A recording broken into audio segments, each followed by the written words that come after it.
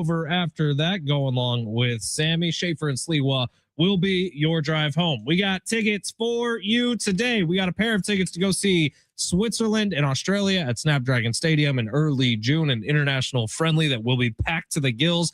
We got a pair of tickets of those. Those are coming up within this hour. And then we have the talkback competition going on for a 4-pack of tickets to the San Diego County Fair, which is coming up next month. Today's question for the talkback mic is, what the hell do we do with Fernando Tatis Jr.? More specifically, what the hell did the Padres do with Fernando Tatis Jr.? We'll leave that pretty open-ended. And you can respond to that however you would like. If you're a frustrated Padre fan, let us know. If you're a New York Yankees fan and you want us to, or the Padres to trade him to you, let us know. Just hit up the talkback mic on the free iHeartRadio app, open it up, search San Diego Sports 760, tap the little red microphone icon, and you can send us in up to 30 seconds worth of talk. Question is, what do you do with Fernando Tatis Jr.? Best response to that gets a 4-pack of tickets to the San Diego County Fair. My name is Ben Fletcher. Welcome in Sammy Long. Sammy, how you doing today? Doing good, man. You were at the game last night? I was at the game. Pretty lackluster performance. Let's describe the atmosphere. Really paint a picture for us of the inside of Petco Park last night. Quiet, unless you were a Dodger fan. There was a lot of them there too. There was a lot of them. So it was hard to tell when he went to the bathroom what happened, because he couldn't really tell who was cheering or whatnot. But yeah, there was really only one point of the game that we'll be diving into for the rest of today on the station. It got loud, and when the Padres had bases loaded, 1 out, Fernando Tatis up, mound visited Shohei Ohtani right before, and then when he grounded into the double play, man, it was a pretty disappointing performance from the sense of, you take game 1, you win 1-0. I don't know how sustainable that is, but they got the win. I give them credit for it. You lose a hard-fought game 2, and then game 3 felt like you just went out with a whimper. And I think all the momentum you had from the weekend against the Mariners and then beating the Dodgers on night 1, there's no way to look at that series as a successfell series for the San Diego Padres. Did you get any good food? Any beers at the ballpark? We did have some brews. We had a Puesto. Puesto tacos? Yeah. Hell yeah, brother. Fantastic. You get the, is it the filet mignon one that has the grilled cheese on the outside? They were only doing chicken and barbacoa. Okay. I took a mortgage out of my house to get a couple tacos, but yeah. What's a taco running you at Puesto at the ballpark these days? I spent to get a water, beer, and 2 tacos. Wait, can I guess? Guess. I'm going to say $67.89. $62. $62 for a water, a beer, and 2 tacos. I also bought beers a few minutes before that, so that was $47 because I bought my buddy a beer who got me tickets. So Sammy's hurting today. Yeah, so we had a rough outing for the pocketbook. Well, it was a rough outing for your pocketbook. It was a rough outing for the Padres. Look, final score was 4-0. If you were watching that game, it felt more like a 7-0, 10-0 type game to me. The Dodgers dominated this one, and they dominated it from the very first pitch. Literally, the very first pitch, Shohei Ohtani took out to right center field-ish, and Jackson Merrill hurt himself on the play. And Jackson Merrill would then leave the game a couple innings later with some back issues, and we'll see what the update is on that. Jackson Merrill's hitting around 200 this year. Maybe he needs a little bit of time off. And you could probably say that about a few Padres. But the final score, 4-0, a disappointing 2-3 series loss. Because for the Padres, look, game 1 was hard fought. Game 2 was extremely hard fought. You could make a big argument that the Padres should have won game 2 had it not been for kind of an unforced error late in the game by an all-star closer in Mason Miller. So maybe the Padres could have been up on that series 2-0 going into yesterday. And that would have explained yesterday's performance a little bit more to me. To me, Padres got completely outclassed yesterday by the Dodgers. Dodgers wanted it more. It meant more. You can go down the list of things, but that game was bigger for the Dodgers than it was for the Padres, which is mind-blowing to me, considering the Padres are still the inferior to the Los Angeles Dodgers. No matter which way you spin it, the Dodgers are the team that's won the last 2 World Series. The Dodgers are the team in your division who you've been trying to catch up to. And yesterday's performance was ridiculously lackluster for the Padres. And look, I'm not going to put anything on Randy Vasquez. We actually had that conversation yesterday. Randy Vasquez didn't have his best stuff yesterday. You know who else didn't? Shohei Ohtani. The Padres were getting good contact on Shohei Ohtani. Nothing went down. Shohei Ohtani was on the ropes in the 5th inning. They got the bases loaded, 1 out. Shohei's confidence for the first time all game looked a little bit shook. There's a mound visit. He just walked Freddie Fermin. Freddie Fermin has been a black hole in this Padres lineup all year long. A mound visit after a walk to the Padres' potentially worst hitter, and you have Fernando Tatis Jr. coming to the plate, the guy who you literally paid for these situations. Bases loaded against the Dodgers, do some damage. The only thing you can't do is ground into a double play. In the first pitch, which was probably a foot off the plate, Fernando swings at, chops into a double play. And that took all the momentum out of the sales. It felt like the Padres were building something, and it just came to a screeching halt with that one moment in the game. And there's others. I mean, Manny Machado, he almost hit a home run down the right field line. It curved just foul. The very next pitch was a hanging curveball that he pops up to the third baseman. And again, that's one of those situations where Manny Machado's contract is to take advantage of those mistakes and hit those over the ballpark. I thought yesterday was wildly frustrating. In this series, on the outset, looked amazing. And after the end of it, losing 2 out of 3 the way you did, very, very disappointing. I mean, I thought after the Dodgers scored 1 run off the Shohei Ohtani blast in the first inning and then got a run in the second inning, I kind of thought that they left a lot of people on base. They had 8 left on base, eight runners left on base throughout the entire game. The Dodgers weren't putting them away. So when you got to the Tatis moment, you felt like, even if you could just get a couple across, the Dodgers, it might come back to bite them that they weren't really clearing these bases. And it's just, it feels like throughout the season, look, they play the Mariners unreal. They're 6-0 against the Mariners. The problem is every time you play a team in the NL that's going to be there in the playoffs, the Brewers you go 1-2 against. You had 1 good inning against the Brewers when Gavin Sheets came back and hit the blast off of Uribe in the 9th inning. The Cubs, very similar to the Dodgers, Cubs, you win game 1 at Petco Park. The Cubs take games 2 and 3. The Dodgers, you win game 1 at Petco Park. The Dodgers take games 2 and 3. It's like the team has enough talent because of the other pieces on the team with the pitching staff really holding it down. But over a 3-game set, over a 5-game set, or a 7-game set in the playoffs, these guys have to produce. And it's just, it's getting frustrating that we're sitting here. It's almost June. And Tatis is anemic at the plate. Machado's batting average is atrocious. And now Jackson Merrill's hurt. Not like he was playing very good either. So it's, not a great look for the Padres after the last 2 nights. 619 with some comic relief today on the text line says, can we at least take a moment and laugh at the fact that Rashee Rice is going to jail a week after having knee surgery? Hashtag, I don't want to read that hashtag. Are we making... I think we wish people the best, their knees to get better. But he's a Kansas City Chief, so 619, all good. It is San Diego Sports 760. We got a lot going on here today. We will continue to talk about the Padres-Dodgers series. Padres have a day off today. Time to get their heads right. The question for the talkback mic today is, what do you do if you're in the Padres front office about Fernando Tatis Jr.? Because I do think that's a serious question. And I don't know exactly what the answer is right now. I think Schaefer threw out there that maybe a phantom IL stint might not be the worst idea for Fernando Tatis Jr. I don't hate it. Get your mind right, because clearly whatever's going on with him is mental. So we'll see what they do. But what are your ideas? Hit us up on the Talkback mic on the free iHeartRadio app. Best Talkback wins a 4-pack of tickets to the San Diego County Fair. Sammy, let's get to the big 3 non-Padres news. Go ahead, smash. Your lunch break is here. Ready to go back to the office and knock the socks off your friends? Coworkers? It's time for the top stories of the day. The Big 3. Our guy Rich McGuire on YouTube says your guy Joe Dreams was at the game last night. Joe Dreams. Are you living Joe Dreams, Sammy? We're always living Joe Dreams. That was kind of a fever dream of an interview when we had Joe Dreams in here. Like, I wasn't really sure the whole time what exactly was going on, but I liked him. Yeah. But I didn't really know what was going on. It was fun. I like Joe Dreams. Could have been a cloud of smoke in here. I think there was.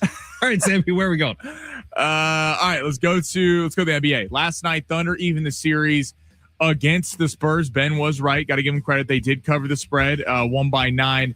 But Dylan Harper and Jalen Williams were both hurt in this game with hamstring injuries. Dylan Harper they're getting an MRI on both players. That one seems to be kind of serious. We don't know the status of De'Aaron Fox, if he's going to come back in this series. But Jalen Williams also not being there is a problem. What team do you feel more confident in after 2 games of this series? I think OKC is more capable of dealing with an injury to one of their best players than the Spurs are at this point. And I think that the Spurs probably in the next couple of years, because they are so young and Dylan Harper and Victor Wembanyama are going to be on that team for a long time to come, you feel like they're a couple years away from being at that OKC level of being able to sustain injuries. But J-Dub seems like a smaller deal to me than losing Dylan Harper seems to me. So I think the Spurs are in more trouble. I feel better about OKC long-term. I put it on the YouTube thing today, but I said OKC is okay. And I think they're fine, and they're going to be fine in this series. It was a game 1 speed bump. They'll be fine the rest of the way, especially if the Spurs are sustaining some serious injuries. I'm the exact opposite of you. Wow. I feel more confident in the Spurs. The Thunder, look, they had to get that game. It was do or die. And Jalen Williams, right, they played the playoffs without Jalen Williams for the most part, the entire Lakers series, half of the Suns series. But the Suns and the Lakers without Luka are two very different teams in this Spurs team. I'm with you if De'Aaron Fox doesn't come back. If De'Aaron Fox doesn't come back, then the loss to Dylan Harper becomes a really big deal because then you're able to throw multiple big-time defenders at Stephon Castle, get the ball out of his hand. Stephon Castle has 20 turnovers through the first 2 games of the Western Conference Finals, kind of showing his youth, but did have one of the great all-time dunks we've ever seen in a poster last night over Isaiah Hartenstein. I back-to-back games, by the way. The first one where he stared down SGA, and then last night, Castle is lightning in a bottle. I like that guy a lot. Castle's got some hops. I'm still more confident in the Spurs. I think all you had to do was go split. The chance of you taking both games in Oklahoma City were slim to none. They needed that game. I think right now, if De'Aaron Fox can come back, which I do think he will at some point this series, I'm going to roll with the Spurs, despite them losing last night. All right, let's head to the NFL.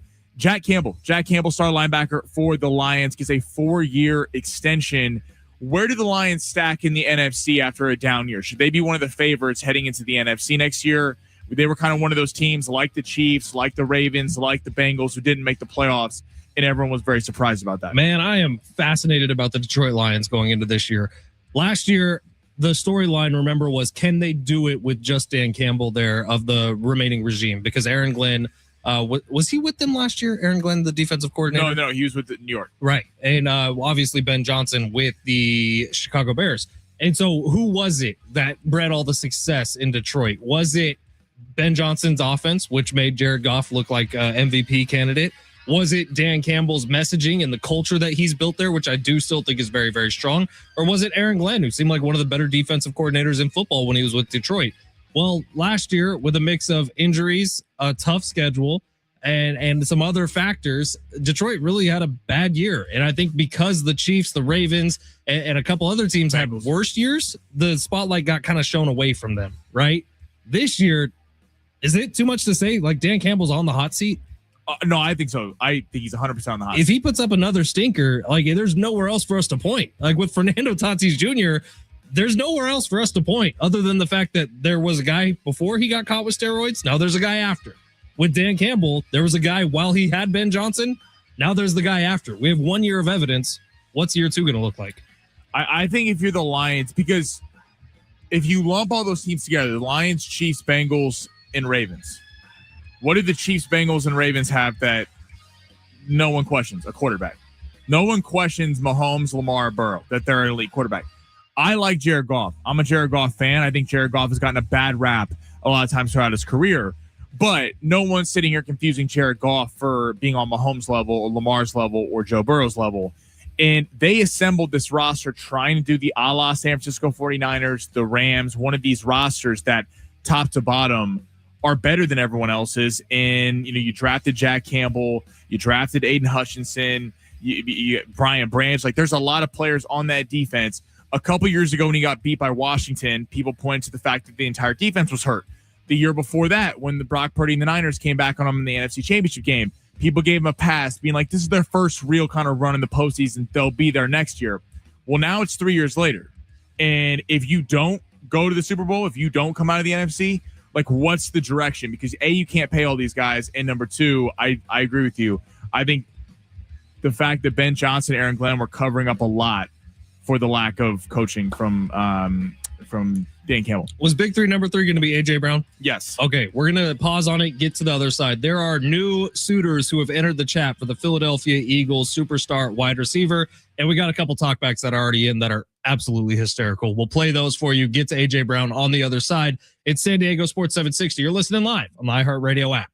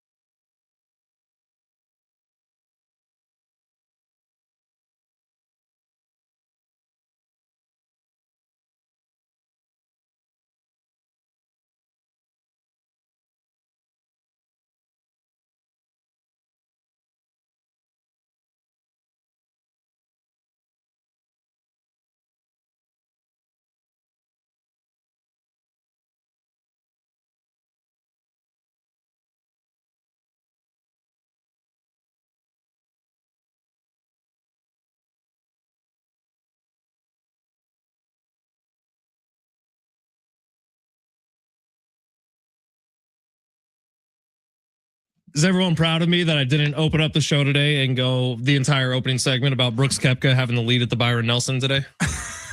8 under par, first round. A little insight on Ben Fletcher. I think if someone said, Ben, here's $1 million, or Brooks Koepka could be having success, he walked in today with a massive smile on his face. I was like, oh, is it because, you had a great time the last couple of days with your parents in town? I did. Heading on vacation this weekend? Like, no. That was all great. Brooks Koepka at the lead at the Byron Nelson. I mean, you could, this guy is like just beaming today. Dude, I love me some Brooksy. I'm glad to see he's playing well. He was the first guy that said, you know what? I took all the money. Screw Live. I'm coming back to the PGA Tour. Brooks Koepka, I was a massive fan of before the move over to Live Golf. Massive fan of now. And watch out, U.S. Open. Brooksy's getting hot at the right time. Shinnecock, you're officially on notice. Some early tickets in? The U.S. Open. Is that what we're talking about? Let's go, Brooks. Yeah, Brooks Koepka's played very well, but I know nobody cares about golf the way I care about golf, so we'll move on. People like golf. Yeah, but not the Byron Nelson. They like the majors. They like the Masters. I'm with you, buddy. I like the Byron Nelson. Thank you, Sammy. They're playing out in Texas. Brooks Koepka's on fire to start today. All right, we got a couple talkbacks in. If you don't know what we're doing, we have a 4-pack of tickets for you to go to the San Diego County Fair. If you want to be Dad of the Year, you're getting these tickets for free. We're trying to save you some money. San Diego County Fair tickets on the line. We're asking you one very simple question. What do you do with Fernando Tatis Jr.? It is very open-ended. We got a couple of talkbacks in. Sammy, let's play these. Dodgers need to go ahead and start lacing Tatis' food with Blue Chew and TRT so that he can get that edge. All right, so Blue Chew is an off-brand Viagra. TRT is, testosterone replacement therapy. So he said the Padres need to be drugging Tatis with erectile dysfunction medication and testosterone replacement medication. I understand why he's not a GM. Would it work? Would it work? But what if I win? Best 5 words in sports. We got another one, Sammy, we can play? Good afternoon, gentlemen. This is Eric from Lakeside. Longtime San Diego sports radio listener.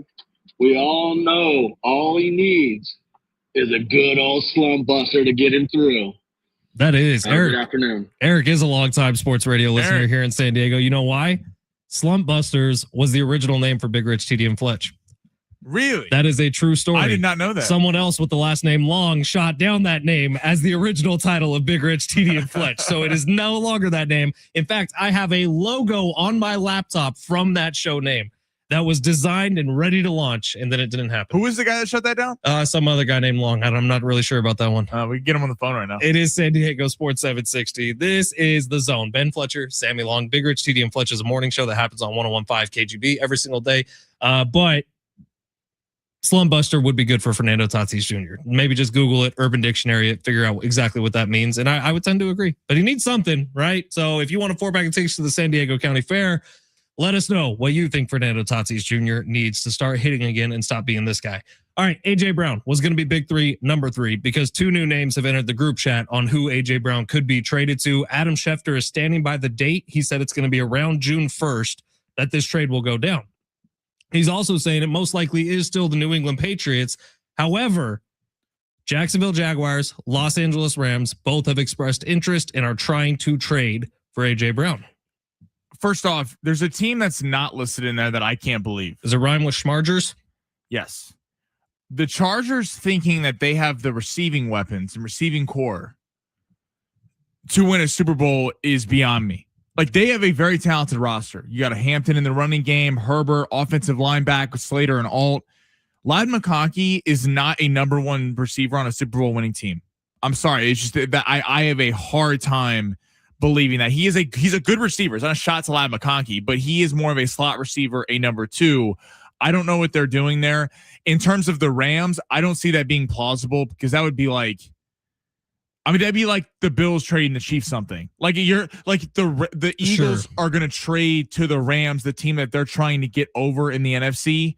Their star receiver to pair with Puka seems crazy to me, but the Jags are interesting because Brian Thomas Jr. had a down year 2 after having a great rookie season, kind of telling you the Jags maybe don't believe in him the way that they thought when they took him in the first round. But I'm surprised the Patriots are really going on a limb here, risking the fact that one of these other teams could swoop in, and they're banking on their receiving core with no Stephon Diggs, A.J. Brown coming, but we know it's the June deadline before he can get traded. So this feels like risky for the Patriots. It does, yeah. And I wonder what the compensation is going to be. I also wonder if this is perhaps the Eagles putting this information out there to try to drive up the price on the New England Patriots, Right? Who have been trying to very get another pick or something. Exactly, and that could definitely be the case.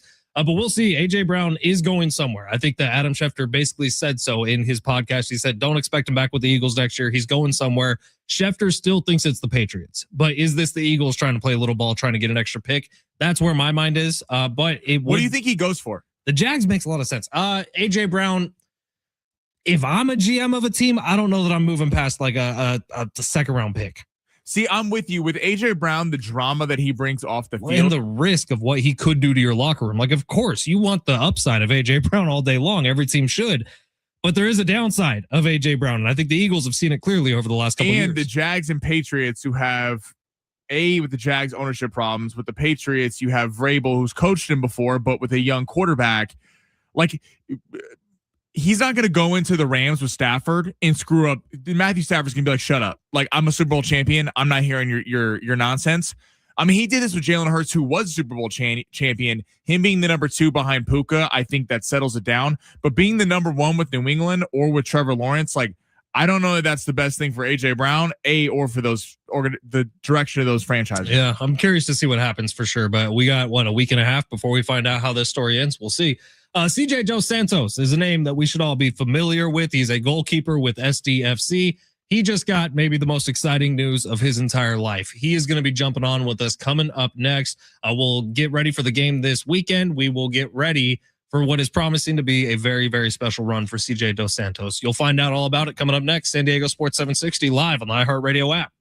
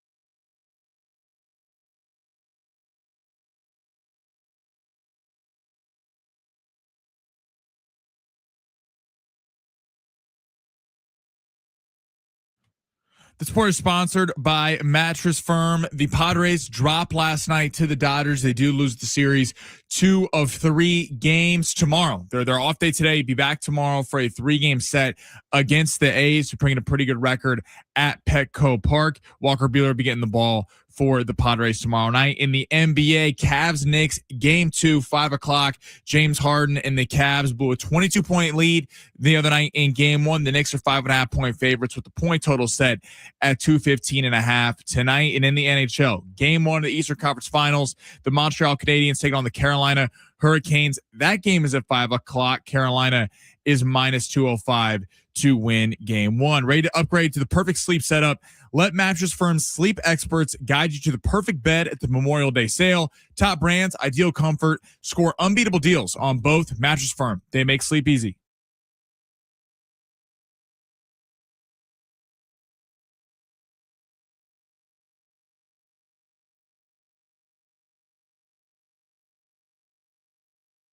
San Diego Sports 760. Ben Fletcher, Sammy Long with you here till 2 o'clock today. Interesting song choice from Sammy, but we'll let it slide. What's wrong with Wham? Is back at Snapdragon Stadium this Saturday night. They got the Vancouver Whitecaps, a rematch from last year's postseason match. Our coverage with Adrian Garcia Marquez and Darren Smith will begin at 6 o'clock right here on your home for SDFC, San Diego Sports 760.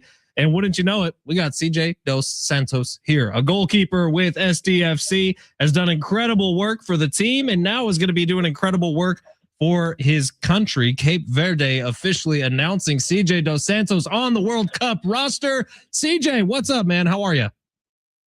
Hey, how you doing, guys? Thanks for having me. We're doing great. Congratulations. 25 years old, cracking a World Cup roster. How do you feel? Thank you. It's an absolute blessing, man. It's an absolute honor, and I just can't wait to get out there. Can't wait to get started. How do you, so for the World Cup, like how do you approach it any differently? Obviously it's a, much bigger scale, the World Cup versus SDFC. Like how have the players been taking that break and the fact that there's going to be a big break in the MLS season halfway through? I mean, it's an interesting one because this is I believe it's the first time that there's going to be this break in the middle of the season. And I think it's kind of doing like a big sprint going into halfway of the season, going max velocity going into this halfway point, and then having a little break and then just going in full throttle going into the second half of the season. Now, I saw you talking about it on a YouTube clip earlier, but tell me, Cape Verde, your connection to it, was it your dad born in Cape Verde or your mom? Both my parents were actually born in Portugal. My grandparents were born and raised in Cape Verde, and then my dad ended up moving back to Cape Verde when he was about 7 years old, I believe. And so, what does it mean for you to get to represent the country and go on this World Cup tour with them? I mean, it's an amazing opportunity. It's an absolute blessing to be a part of this group and to work with such amazing players, such an amazing staff, and being able to represent the beautiful country of Cape Verde. It's an absolute amazing opportunity for me. Amazing that you're going to get to be playing for them. You guys open up with actually the World Cup favorites in Spain. When you look at that roster, which is just loaded with superstars everywhere, are you guys excited that you get them off the jump and the fact that you get to kind of test yourselves, or like how do you view your group as a whole? I mean, you can't help but get excited looking at the competition going in there. Regardless if it's Spain or whomever it may be in our group or even outside of our group going forward. Everybody's world class. Everybody is elite. Every coach is elite. World class players in every position. Going into that level.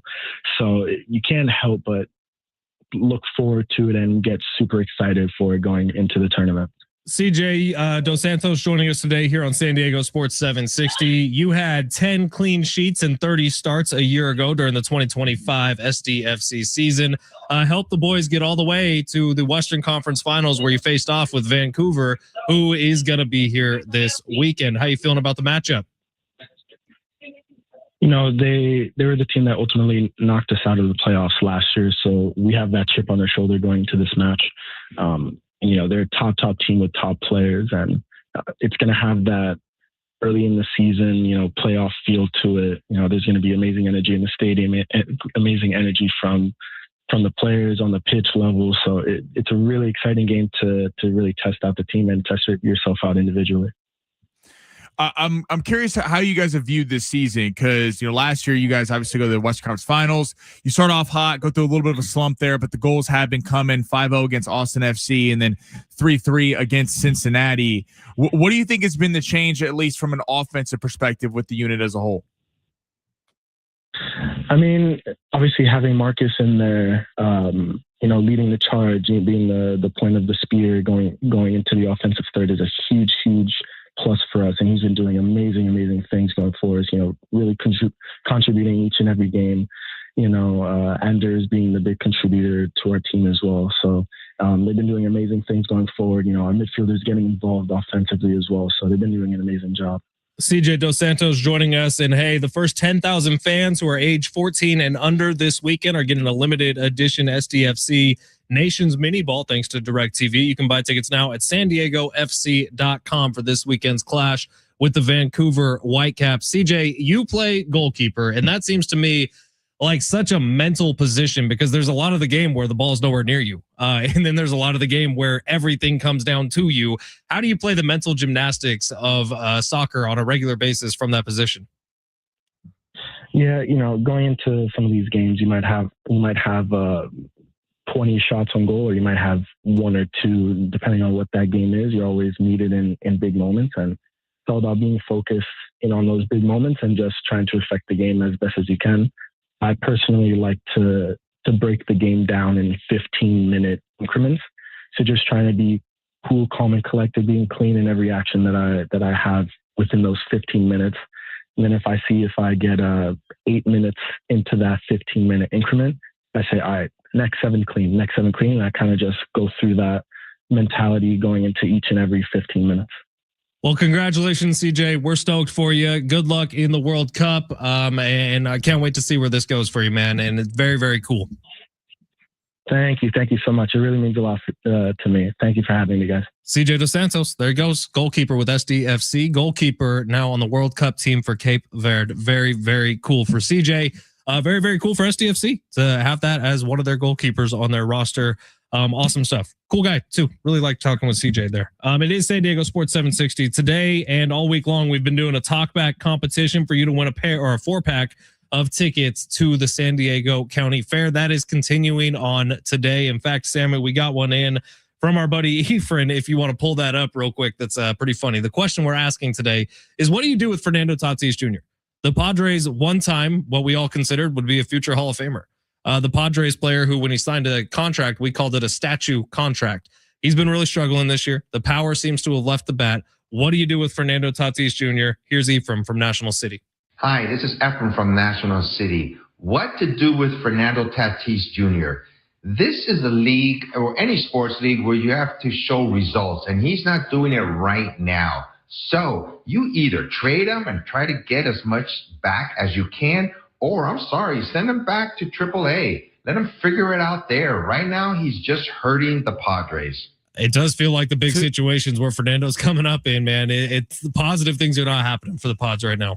To that end, people would hear that, and Tatis would probably request out if they tried to send him back down AAA. But to Ephraim's point, it's valid, because if anyone else was during this slump, this is not a slump anymore. This is like not good play. A slump is a week or two where guys can't hit a baseball. This is 2 months now where he looks horrendous at the plate and is lacking any power whatsoever. So to Ephraim's point, I mean, it might be the best thing for him to go down to the minors for a minute, to chill out, you talk about the fake, the phantom IL stunt, to get his head right. Because the problem the Padres are facing right now is, let's say you're like, all right, we're out of the Tatis business, we're looking to trade him. Well, you're trading him at the lowest possible value he is, because if you pick up the phone and start calling teams about trading Tatis, the first question is going to go, okay, so you think there really is something wrong with him if you're ready to dump him right now?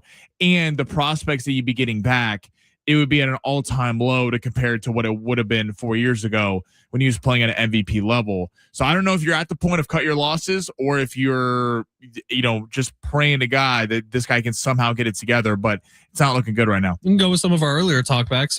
Pump them up full of TRT and Blue Chew. Blue I think Chew was one of the talkbacks we got.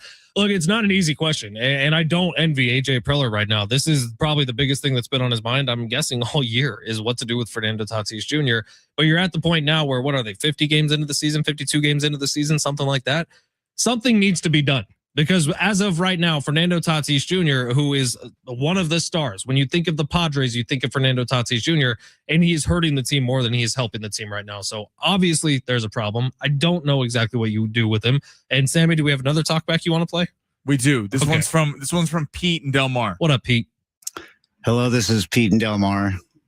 Slump Buster, that's a great idea. But in reality, come on, he's every day is good for less assets. Let's go ahead and eject while people are still interested. So he's saying cut your losses. Now, this is the psyche behind this, because as people watch Padres every night, go, listen, if this guy's not going to hit, the rest of the team is playing good baseball. Go get yourself some prospects. Now, AJ Preller is sitting here thinking, if I trade Fernando Tatis, let's just say to the Yankees for some reason, let's say you trade him to the Yankees, and he finds his old form, everyone's fired. And it's not even his fault, but everyone is fired because they're going to point to AJ Preller and go, you gave up on a potential MVP candidate. But to that end, he's not playing like an MVP candidate. The Padres know better than anyone if he could ever get back to that level. So there is a conversation of, do you cut your losses at some point? 619 says, I can't believe I have to say this, but in 2026, Tatis can't be optioned down anymore. I think the thought process is a phantom IL stint. And I first heard that from Schaefer. Don't want to put words in his mouth, but I think he said that on last night's wrap-up show. I got a clip from it. And that's the one that makes the most sense to me. And it's just giving him a couple weeks off. And maybe as a rehab start or two elsewhere. And tries to figure this thing out. Like we had that big article with Steven Souza working with him before games, him being able to hit home runs in batting practice. We had David Vassay on our show yesterday who said the batting practice didn't look that good either, but who knows? That's from a Dodger point of view. So I don't know what to do with Fernando Tatis Jr. I'm not sure AJ Preller knows what to do with Fernando Tatis Jr., but that's what we are asking you today. If you want to win a 4-pack of tickets to the San Diego County Fair, you got to leave us a talk back. Open up the free iHeartRadio app, search San Diego Sports 760, tap the little red microphone icon, and you're in the running. Like Ephraim, like who was that just now? Pete and Del Mar. Like Eric earlier today. If you want 4 packs of tickets, you got to use the talk back mic, and we will hook you up. Long shots on the other side. Of the 2 that were in play yesterday, one of them cashed. So you can play Shake Your Money Maker, Sammy. We will be playing Money Maker. And we'll try to make a new lineup. Shout out to Vegas. Vegas hitting us with a cash, the Golden Knights. Coming up on the other side at San Diego Sports 760 live on the iHeartRadio app.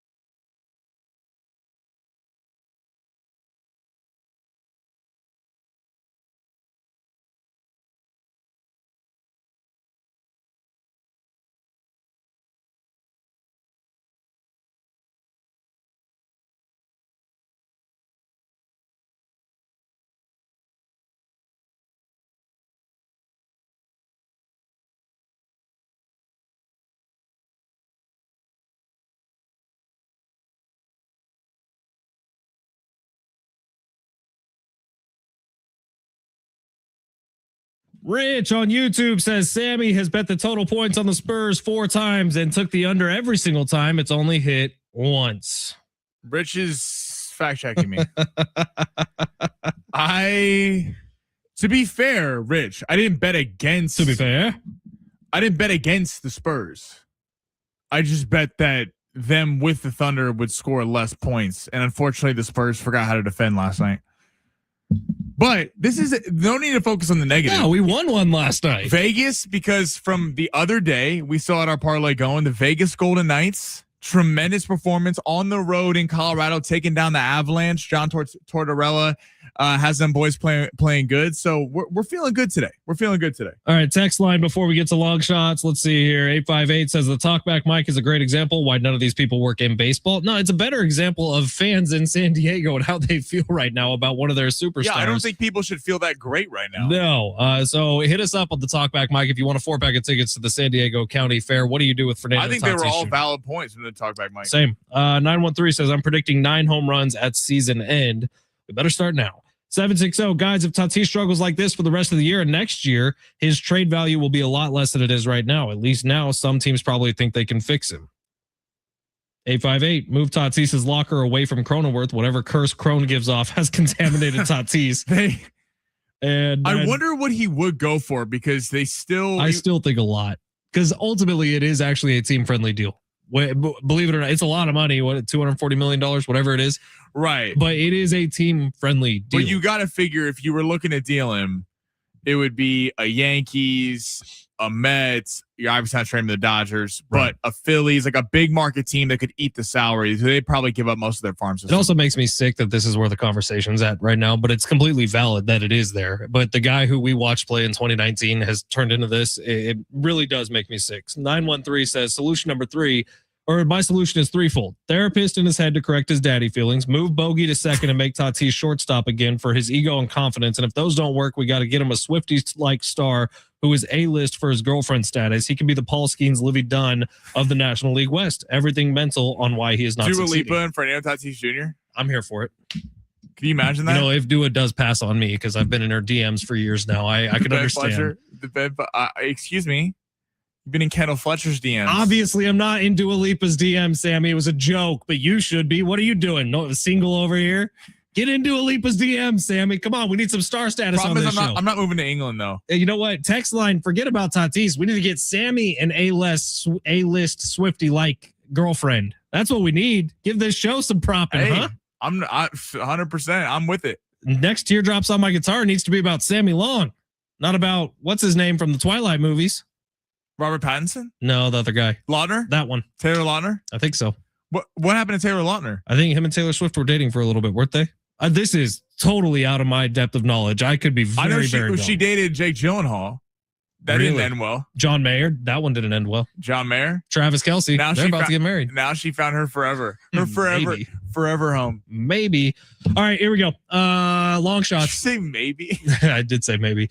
Winner last night, kind of. It was actually the long shots from 2 days ago that won. Yeah, but listen, let's take what we can get. Yeah. I went 2 for 3 last night. We're in profit. We're in profit. Let's continue this profit. Sammy, smash. You looking for some luck? Want to win big? Gotta play big. You are so money, you don't even know it. Time to take a chance. Say that to me and his man. With long shots. Oh, 913 got my back. Yes, they did date. Let's go. Was Teardrops on My Guitar about Taylor Lautner? Answer me that, 913.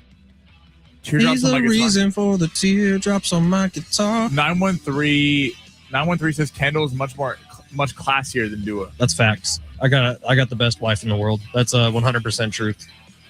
You see, yeah. And she's way prettier than Dua Lipa. Dua? Ugly. Trying to help you out here, brother. Trying to help you out. Sammy, long shot. Smash it. All right. We're going to the NHL. Carolina Hurricanes take on the Montreal Canadiens. Game 1 in the Eastern Conference Finals. Now, this point total opened up at 6.5. Been bet down to 5.5.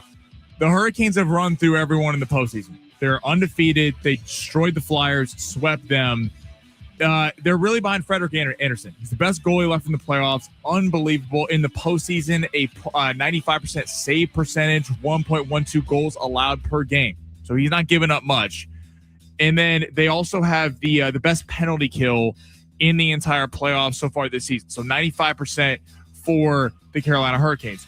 On the flip side, Montreal has a great power play. So that's going to be where this series is won and lost. But their name's the Canadians. But get creative one time, Canada, please. The Hurricanes also average about 34 shots per game. They're a fast-paced team. Montreal coming off that grueling 7-game series against the Buffalo Sabres. They won it in Buffalo. Tonight, though, I like the over 5.5. I like the over 5.5 despite everything I just laid out there. Because the Montreal Canadiens don't have a lot of pressure in this series. No one's really expecting much from them in terms of Carolina. And there's some good players on that team. You got Caulfield, you got Philip Deneau. Like, there's some talented scorers for this Canadiens team. And then with the Hurricanes, they've been off for a week. Like, they've been kind of sitting there. And I know they've swept everyone so far through the NHL playoffs, but the Philadelphia Flyers don't have the offensive output that the Montreal Canadiens are going to give back to Carolina. I like over 5.5. I think the number has moved too much because of the goalie play. Over 5.5 in game one as they try to figure each other out. All right, let's head to Major League Baseball. Let's go with the Rockies and the Diamondbacks. Point total at 9. 9 for the run total. We're going over, though. Is it in Coors? No, it's in Arizona. AZ, though. Diamondbacks quietly playing some damn good baseball right now. This is a team just swept the Giants, took on the Rockies last weekend, took 2 of 3. But like this team is kind of rolling, and like looking at some of these last outings, 6 runs against the Giants, 5 runs, 12 runs against the Giants, 8 runs against the Rockies last week, 9 runs, 4 runs, or 2 runs. They've taken advantage. This is a great lineup with Ketel Marte, Corbin Carroll. The Diamondbacks are really a team to watch here. Eduardo Rodriguez, who's pitching for them, they got him in a trade a year or two ago, or they signed him a year ago. Struggled last year. He is prone a little bit to the long ball. In this Rockies lineup, even though they're 1931, they're not terrible in terms of batting. Like they're like Moniak, Tovar, like there's some decent hitters on this lineup. I like the over 9 runs in game one of this series with the Diamondbacks and the Rockies out there in hot Arizona. All right, Cavs and the Knicks, 5 o'clock. This is a tough game. I'm surprised. So this line opened at 6.5 in favor of the Knicks. It has been bet down to 5.5. I'm really surprised late money is coming down on the Cavs. We're hammering the Knicks minus 5.5. Hammering this. You think the Cavs are broken? Yes. After the 22-point comeback? I don't think after that 22 points lead in the Garden, an all-time meltdown. Kenny Atkinson doesn't call one timeout on an 18-1 run. James Harden, 5 of 16 from the field, has 6 turnovers, more turnovers than effective field goals. And the Knicks really had a lot of untapped potential in that game. Like Jalen Brunson led the way, was unbelievable, 38 points. He didn't get a lot of help from the rest of the lineup. The Knicks are not going to let the Cavs get this kind of lead. I equated this yesterday on my show. I feel like this was J.R. Smith, LeBron James, and the Cavs game 1 against the Golden State Warriors. They had the game. They let it slip away when he passed up the layup. They ended up getting swept the rest of the way out. The Knicks are too talented, play too high-level brand of defense, and I don't think James Harden and Donovan Mitchell can get it done in the fourth quarter. So I like Knicks minus 5.5, taking that number, hammering that at the Garden. I like the over 5.5 in Hurricanes and in Canadians, and I like the over for the Rockies and the Diamondbacks, over 9. Do you see Vegas hasn't learned their lesson yet on the Oakland A's or the Las Vegas A's or the Sacramento A's, whatever they're calling them? What? They're still dogs against the Angels today. The Angels? Or excuse me, the A's? Yeah, that money line A's that you hit earlier this week, I'm liking that again today. You want to add it on money line A's? I already did. The A's, by the way, in terms of the Padres, who they're seeing tomorrow night, Padres better not take this team lightly. No, A's are good. This is a solid ball club, and if they take this team lightly after playing the Dodgers, thinking they're just going to roll over, they're going to lose the series. A's are good. A's are very good. Saturday night, though, fireworks at Petco Park. Maybe the bats could give you some fireworks instead of just having a, You know what? I put that one on a tee for you, Sammy, and you knocked it out of the park. Well done. Hour 2 coming up next. We got more talkbacks in. If you want to win a 4-pack of tickets to go to the San Diego County Fair, free iHeartRadio app. Talk back, Mike, while you're listening to San Diego Sports 760. What do you do with Fernando Tatis Jr.? That's the question of the day. We'll play some on the other side and get back to that Dodgers Padres series coming up next on San Diego Sports 760 live on the iHeartRadio app.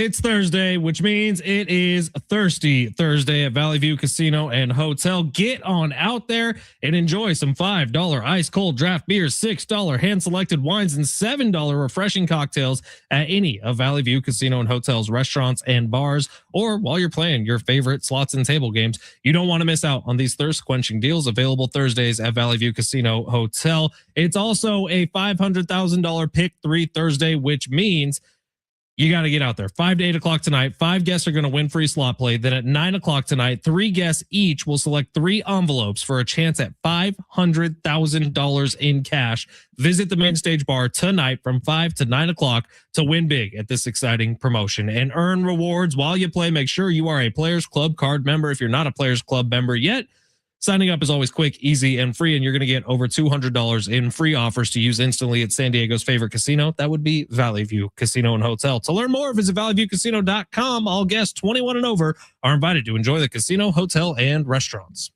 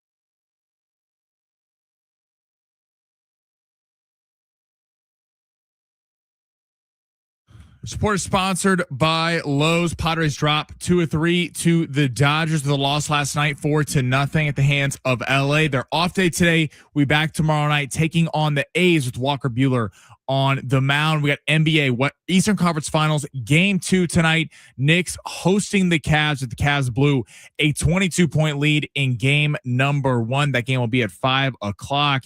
Memorial Day extra big deals are on at Lowe's. Get 50% off all Holland pavers. Plus, shop your choice of a select Ego 56-volt trimmer or blower kit for just $169, valid through $525. Excludes Alaska and Hawaii. Selection varies by location while supplies last.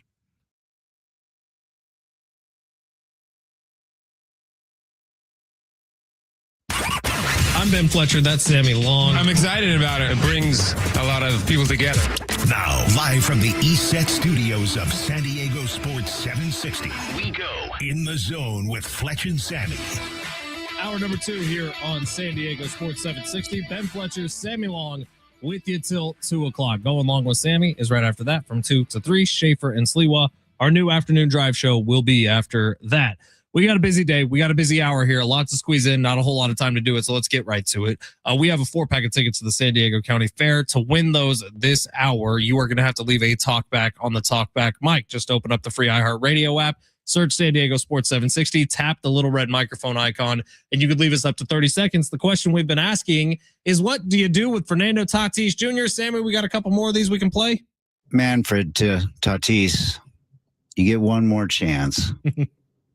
AJ Preller to Tatis, you get one more chance. One more chance. Was there that was it? Oh, okay. That was it. Okay. It's very ominous. Look, fair, right? Is Tatis going to become the guy that he was, or is this who he is now? Do we have another one we can play, Sammy? We do have another one right here. What's up, guys? Austin from Vista. Clearly, Tatis still has some power in him because he raked during the WBC. So I think we need to just put him in the cage, let him swing until all he can do is launch balls in the air again, and then put him back in the lineup. Look, Tatis in the WBC, it is fair. He did hit home runs. He had 2 home runs and 11 ribbies. He hit 400. He was 6 for 20 in the World Baseball Classic. Now, the level of competition is not exactly the same. Literally, didn't it come off Israel or something? I think so. I'm not positive on that, but I think so. It was 2 home runs. And look, Fernando Tatis Jr. had the swagger. He had the bat flips. He had everything going for him in the World Baseball Classic, none of which we've seen this year with the Padres. That's where I'm at. I'm thinking mentally, this dude is not the same anymore. And you can go the physical route. Obviously, he got busted for steroids. He is no longer taking them. Obviously, there's something different, right? He had a shoulder surgery. Obviously, he's a different player now because of the shoulder surgery. I tend to think it has more to do with that, less than the steroids. But Fernando Tatis Jr.'s mental switch up is what has me more concerned about the physical switch up. I have no doubt in my mind Fernando Tatis Jr. can physically hit a ball over a fence in Major League Baseball. Oh, of course, he's done it before. That's not the question I have right now. I'm looking at him and saying, mentally, where is the dude that lit this city on fire? The fact that they are almost averaging a sellout at Petco Park this year has as much to do with Fernando Tatis Jr. 5 years ago as anything, because he was that exciting. He revitalized this fan base. But the guy that's playing right now, I don't know who that is. Well, and they paid him to be the franchise, and he's been anything but. Him, Machado, and Merrill were paid to be the 3 guys that brought a championship to the city of San Diego. And it's a testament to AJ Preller that he signed Gavin Sheets, that he signed Miguel Andujar, that he's, made the trade for Michael King, like has put together, assembled in all-time bullpen. But none of that matters if your top 3 guys aren't going to hit. And then, like, what happens? Like, Tatis, let's say he gets a home run the next week. So is it a one-off? Like what? it is a mindset change that has to happen. And we're past it's 2 weeks. He hasn't been hitting the ball very well. Or, this is a 2-month slump. I mean, what Austin said about the WBC, I take that with a grain of salt. I mean, unless you're doing that off America or Japan, where you're facing real major league level pitchers. I mean, a lot of these guys playing for these countries are literally plumbers and teachers, and like that get pulled off to play because their country doesn't have some rich history of big major leaguers. So, like, it's great, but it also makes it more frustrating when Tatis right there dancing, he's bat flipping, hit the grand slam, I believe, against Israel, and this guy is so lost. And like, take last night for an example. Against Shohei Ohtani, arguably the best pitcher in baseball, one of the best pitchers in baseball. Fermin gets on. I believe it was Castellanos got on. Bryce Johnson, replacing Jackson Merrill, got on. Bryce Johnson and Freddie Fermin, 2 guys that if you get anything from them, you're like, that's a big deal, got on. And this guy has a chance to clear the bases or at least put one in the gap, because we've talked about even all year the Tatis lovers have been like, oh, well, he's still getting singles. Where was the single there? And Tatis used to thrive in those moments when the lights shine the brightest. I think that's what had this city so excited about him, was in the playoffs, hitting 2 home runs in the same game against St. Louis. It was the big moments in the regular season where it's Tatis coming up to the plate and he was clutch. Yesterday, he's had 2 of these moments over this 3-game series with the Dodgers, where it's like, if Tatis could break out of a slump, now's the time to do it. Right, game 2. And yesterday, a ball was a foot off the plate. He grounded into a double play that took all the momentum the Padres had. Sammy, we just got the best talk back of the day, bar none. I just read what the transcript was. We got to play that, and then we'll get to the big 3. So far, this is my leader in the clubhouse today on this talk back competition. The winner of which is getting a 4-pack of tickets to the San Diego County Fair, which is coming up early next month. And we are randomly choosing the random generator for who wins. But this is awesome. Fantastic. Go ahead, Smash. Fernando Tatis Jr. needs a little help from Serrano, from Major League. We're going to have to sacrifice a whole chicken, and it can't be Kentucky Fried Chicken. They need the real deal. I think that's the best way to get him. Jobu. You never mess with Jobu's rum. God, Major League, there are such good movies. I'm with you. Something needs to change. In fact, what did I tell you before the show, Sammy? Tell your hair. Do something different, right? Just do something different for Manny Machado. We got some great texts. We'll get to them in a little bit. In fact, there's a rumor swirling from the 619, Sammy, that you were wearing an Andy Pages jersey at Petco Park last night. No. Is that true? I was wearing what I was wearing to the station. I can't believe you would do that, Sammy. I went to go pick up my buddies to go to the ballpark. I was wearing I have my Top Rank jacket. 619 works for TMZ. What do you have to say about that? Why is 619 spying on me and not coming up to say hi? 619's got a camera. All right, let's get to the big three here of hour number 2. We'll get back to the Fernando Tatis Jr. conversation in just a little bit. We'll also be giving away those tickets coming up at the very end of the show today for the San Diego County Fair. Sammy, smash. Your lunch break is here. Ready to go back to the office and knock the socks off your friends? Coworkers? It's time for the top stories of the day. The Big Three. Rich on YouTube says, plus you never swing at the first pitch after a walk. Damn it, Tatis. And he also says, I wore my Padres Matt Kemp jersey to mess with the Dodger fans yesterday. Very, very funny troll job. Matt Kemp. The thing with Tatis, Rich, it's not just that it was a walk. It was a walk leading to a mound visit. And it was a walk to Freddie Fermin, who is a black hole in this Padres lineup. It's not like Shohei was pitching around Freddie Fermin, right? He was trying to throw strikes because he figured it'd be an easy out. And he walked him because he was dealing with control issues. And there's a mound visit. And then Tatis swings at the first pitch, which was also a ball. Lots of frustration. Sammy, where are we going? Yeah, it was just, I think also like watching the game live, no one, at least I didn't have any confidence he was going to get a hit. And that was frustrating. See, I actually did. I actually thought, man, here's the moment. I'm rooting for Fernando. I still am. Well, everyone's rooting for him, but I was just like, I don't feel like, especially in baseball, you're like, oh, they're going to get a hit here. And I feel like it takes a moment like that to break Fernando out of this. Something with so much weight to it, and it still didn't happen. Damn it. Where are we going, Sammy? All right. LeBron James. LeBron says the Lakers were, quote, out-talented by the Thunder. They weren't outworked, but they were out-talented. And then yesterday, he liked a post of him returning to the Cavs, like a fan-made post of the King returning home. He liked it on Instagram. What do we make of LeBron's actions, and should LeBron go back to Cleveland? I love it when social media and guys use it like this, that they're clever behind the scenes, like someone's going to pick up on the fact that I like this. I've been saying for a couple weeks now, I think LeBron's going to finish up with the Cleveland Cavaliers. Obviously, it's where he's from. LeBron James obviously was drafted to the Cleveland Cavaliers. I think that that's right, and LeBron is not being very subtle about where he's going to end up. I do always find it fascinating when NBA players who get knocked out have things to say about the teams that are still in. And like, just go on your vacation. You're out. Well, it's like, bye-bye. LeBron. Like, do you think Anthony Edwards is talking about the series that are going on right now? No, he's enjoying Mexico or wherever he is. He's in Cabo right now. This is This is why Laker fans get frustrated with LeBron. This is why every team, Cavs fans before, Miami Heat fans have gotten frustrated with LeBron. It's always about, I need the attention on me. And it's like, LeBron, if you want to go to the Cavs, go to the Cavs. Go to the Cavs.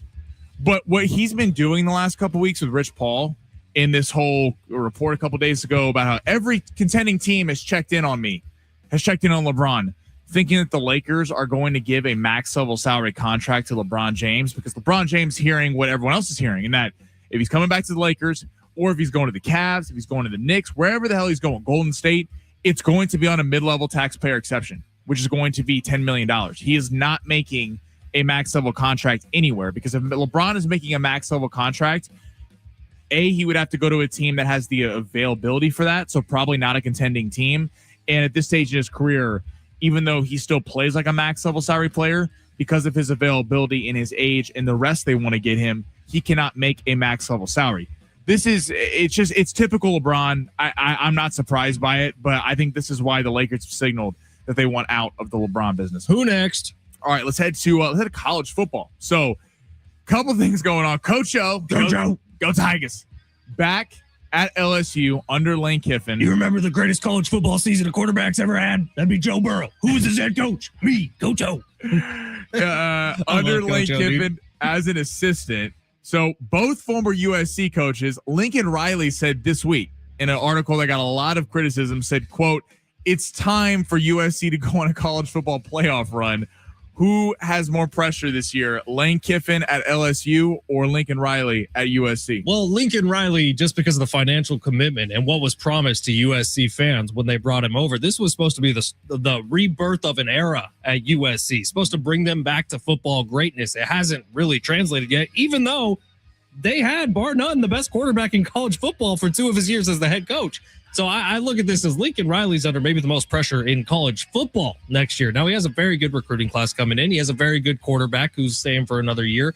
Things should be okay for USC this year. In terms of Lane Kiffin, genius move bringing Coach O back to the organization. I think Coach O is one of the best minds in college football from a football standpoint, and he's an excellent motivator. Coach O largely got ousted because he's kind of a difficult personality, and no one's going to doubt that.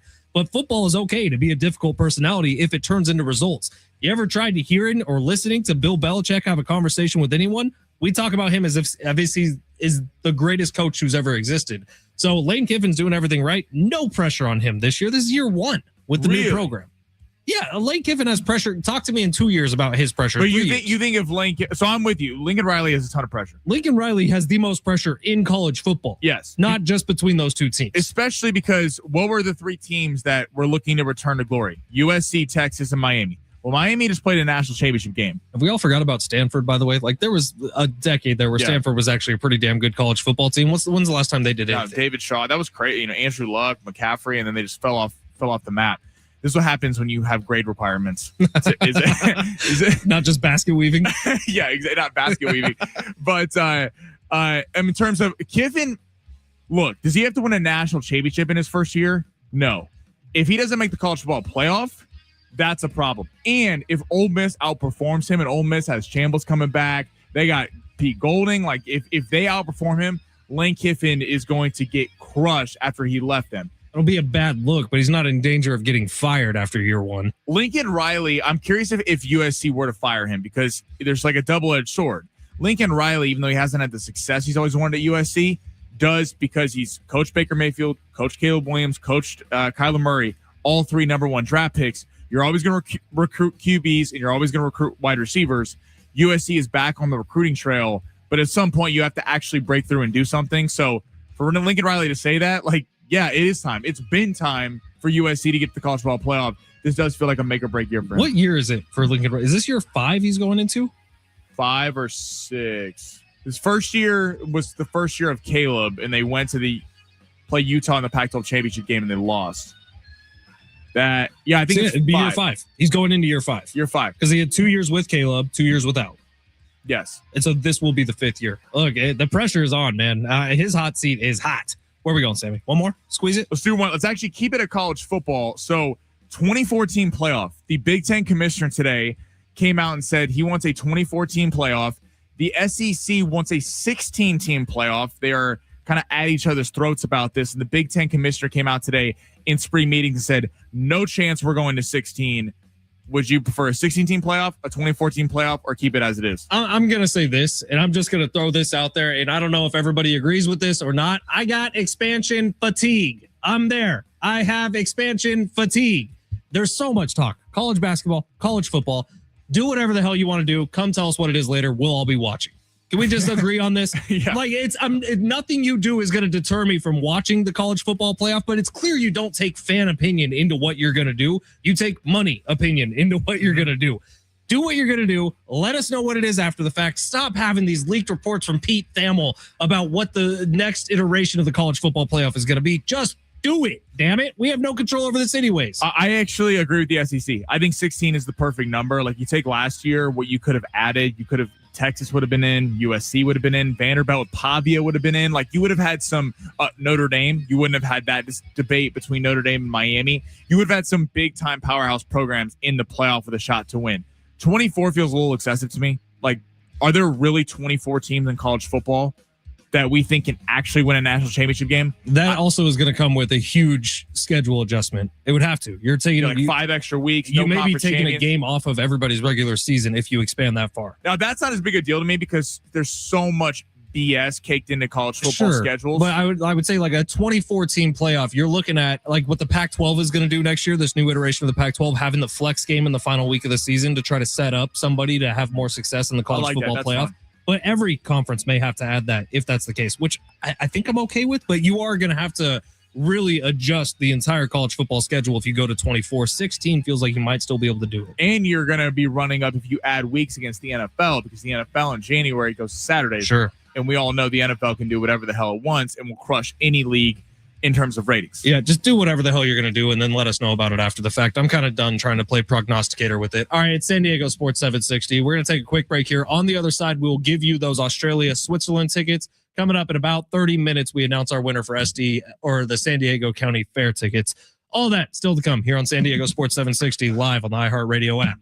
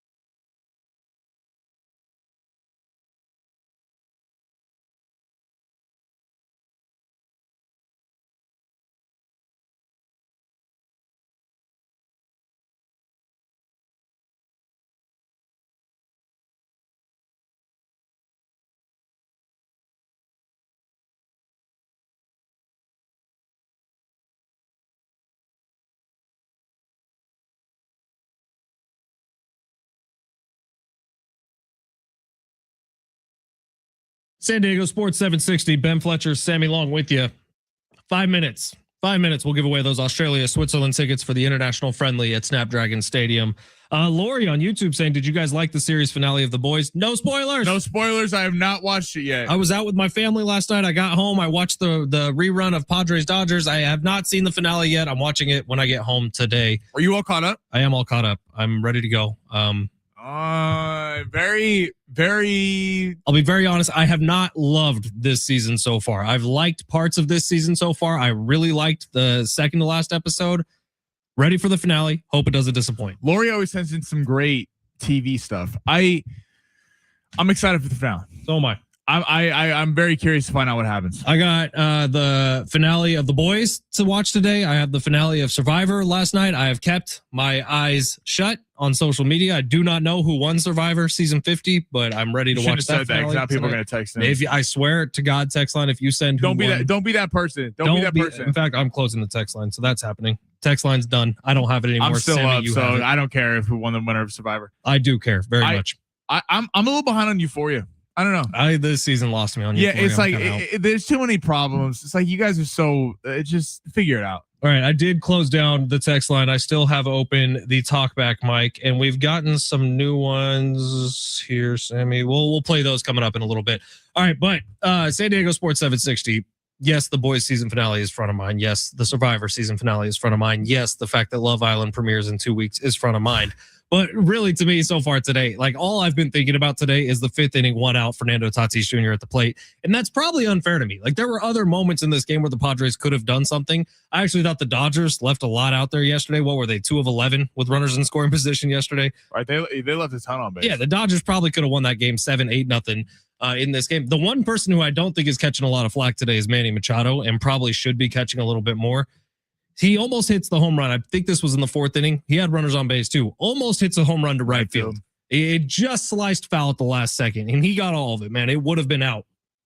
And then the very next pitch, Shohei Ohtani leaves a hanging curveball right over the center of the plate, a ball that Manny Machado has quite literally made a career out of smashing over the fence. And he pops out to the third baseline.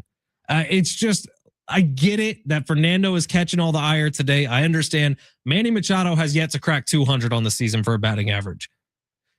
He's hitting 179 right now. There's a lot of complaints about this Padres team right now, and I don't quite know where to start. But Jackson Merrill's hitting 200. Manny Machado's sub 200. Fernando's like 230 in messing up in some of the biggest moments of the year so far. This is, when we ask the question every week to Kevin Acee about sustainability, last night and the day before, this is what we're talking about. Because in big moments against really good teams, what is this Padres team going to do? And how often this year have we said, oh, they had the right guys up in the biggest moments of the game and the right guys haven't come through?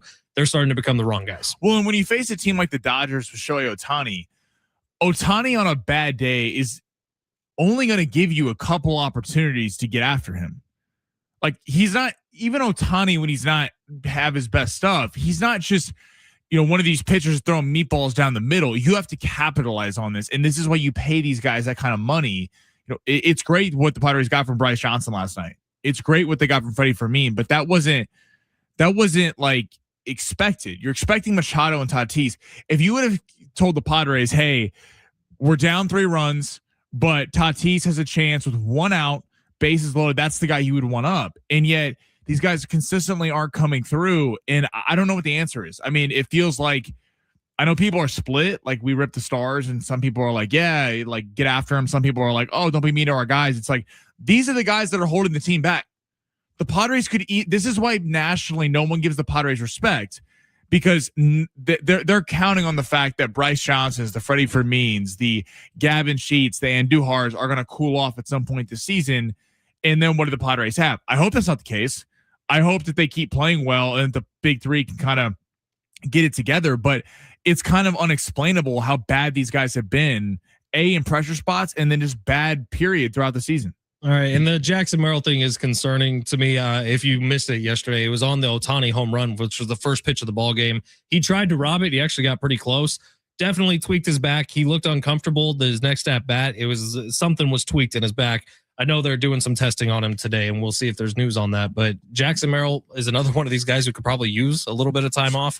I would not be surprised if there's a little bit of an IL stint coming. 619, you, Crone, Merrill, Tatis, Manny, Musgrove, none of those extensions have worked out. Yeah, that 619 number, before I closed down the text line, I saw how many of AJ Preller's extensions have worked out, and it's a great point. It's a great point. Now, I will say, I do think Manny was a mainly Peter Seidler extension, at least the second one that he got with the Padres. I do think Preller was against that, but the rest of them, you're spot on. You are spot on, dude. Where are you, Darvish and Joe Musgrove, right now? And I think they're both still collecting money. So. 913 says, Ben, this isn't rehab. Don't quit on us texters. I quit because someone on the text line. I'm here, 913. Has someone on the text line sent in something about Survivor? Not yet. Good. Don't. It's San Diego Sports 760. We're going to switch over to the NBA playoffs coming up next. But right now, your chance to win a pair of tickets to go see Australia and Switzerland at Snapdragon Stadium. It's an international friendly on June 6th. You can buy tickets at Ticketmaster.com or call right now, 877-767-4760. Sammy, what number are we giving these to? This is caller number 11. Call number 11. You're going to the game. San Diego Sports 760 live on the iHeartRadio app.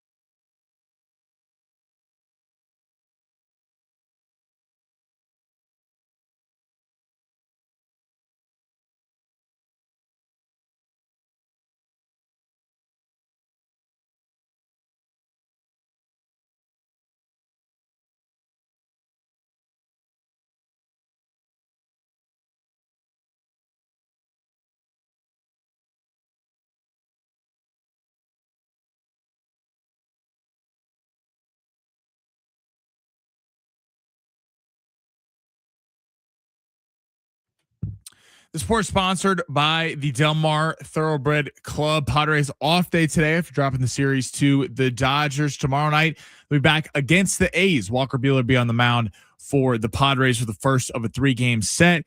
Eastern Conference Finals, Game 2. Knicks looking to go up 2-0 on the Cleveland Cavaliers after that thrilling Game 1 when the Cavs blew a 22-point lead. James Harden went 5 of 16 from the field and had 6 turnovers. The Knicks are 5.5 point favorites in that game tonight. Don't miss out on summer's hottest ticket. Opening day at Del Mar is Friday, July 17th. Presented by Caesars Sportsbook. Reserve your tickets for opening day in the entire Del Mar season at delmarracing.com, powered by SeatGeek.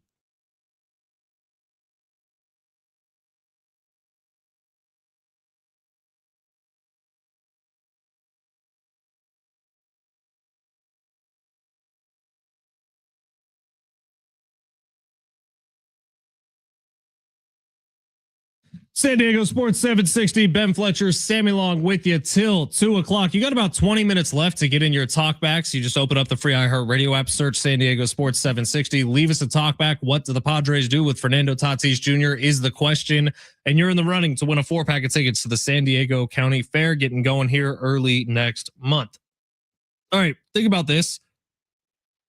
This is going to be the talkback question for tomorrow. Today's Fernando Tatis Jr. Tomorrow is going to be this. If there was one sport result in your life that you can change, any of the major sports, one result you could change, what would it be? Like you take one moment from one game. I think I know what mine is. I 100% know what mine is. I think mine is the muff pump by Kyle Williams in the 2012 NFC Championship game, because I do think the Niners handled the Patriots that year in the Super Bowl. But, let bygones be bygones. What's yours, Sammy? Mine would be 2018 AFC Championship game, D Ford offsides. When the Chiefs got the pick, we're going to the Super Bowl. The Chiefs definitely would have beat the Rams that year, and that game still makes me sick.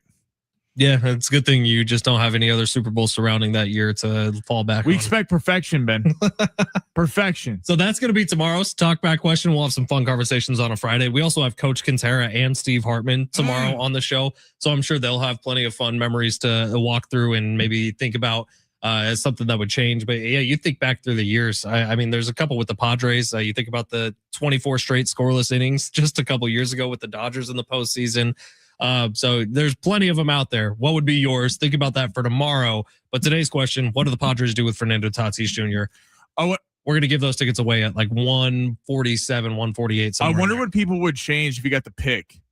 San Diego State to beat UConn in the national championship game, or the Padres to oust the Dodgers in 2024. I wonder what people would pick. Well, 2020, it was the NLDS, right? So it's a trip to the NLCS versus a national championship. I'm just asking. I'm curious what people would pick. Now, the Padres probably would have been the favorites to win the World Series that year, but who knows how things go. Who did the Dodgers end up beating in the NLCS? The Mets and then the That's Yankees. Right. They would have been the Vegas favorite to win the World Series had they gotten onto the Mets and then to the World Series. But there's so much taken for granted. Who knows what happens in those series? Whereas if the Aztecs win the national championship, they were right there. The Aztecs have gotten closer than any team this city's ever seen to winning a championship. Padres have been to the World Series a couple times. Yeah, but they were never in those World Series. Chargers made it to the Super Bowl and got their asses kicked. Right. So it's like San Diego State was actually the only team that showed up at a championship game and represented well. 5-point game, 8 minutes left.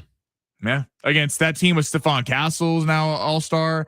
Klingon was on that team. That UConn team was buzzsawed through everybody they played against that year. Yeah. Man, what history could have been. Matt Bradley, Imagine baby. that night in San Diego. Like, you remember how crazy it was when they beat Alabama in the Sweet 16? Yeah. I was at, where was I? I was with listeners. We were at, I want to say McGregor's. The bar in Mission Valley. No, we were at McGregor's that night after San Diego State beat Alabama. And that place was insane. One of my favorite memories since living in San Diego was that night, the night San Diego State beat Alabama, who was the #1 overall seed in the tournament. Was absolute pure chaos. All right, NBA playoffs continue tonight. New York has a 1-0 lead over the Cleveland Cavaliers. Remember game 1 between these two teams? Cleveland had a 99% chance of winning that game in the fourth quarter. The Knicks come back down 22 points, end up winning in OT and covering the spread because that's what great teams do. Did Cleveland get broken in game 1, or do they have something to say in game 2? You know they're looking for the road split in this series. Does Cleveland have any hope tonight, Sammy Long? I don't think so. I think the way they lost that game, like if they had lost that game 115 to 110 at the Garden, people go, okay, all right, well the Knicks are the better team, they're the favorite, they win game one. Your goal as an away team, this is why I'm not panicking about the Spurs and the Thunder. The Spurs, the entire goal was get one game. The chances of you sweeping the Thunder in Oklahoma City were slim to none. And to be up 22, to have just malpractice on multiple different levels. Kenny Atkinson, 18-1 run, does not call a timeout. Number one, does not take James Harden out of the game when Jalen Brunson, I mean, you could call it police what the Knicks were doing to James Harden on defense. Jalen Brunson went 7 of 8 when James Harden was his primary defender. And then Donovan Mitchell escapes a lot of this too because he had 29 points. He was nowhere to be found in the fourth quarter either. So this has been the problem. It's like in the playoffs, you have to have a guy that can stop the bleeding. Like you go back to that Lakers Thunder series, not that the Lakers were going to win the series, but what happened in those games? The Lakers starters hung with them the first half. It was those third quarters where the Thunder went on runs. The Lakers had nobody to stop the bleeding. You mean those moments where you need Luka to step up and hit a tough three? Exactly. And that's what the Knicks have. That's what the Spurs have. That's what the Thunder have. And Donovan Mitchell and James Harden are supposed to be those two dudes, and yet they're not. So I don't know how you feel. I feel like this is going to be a short series after that.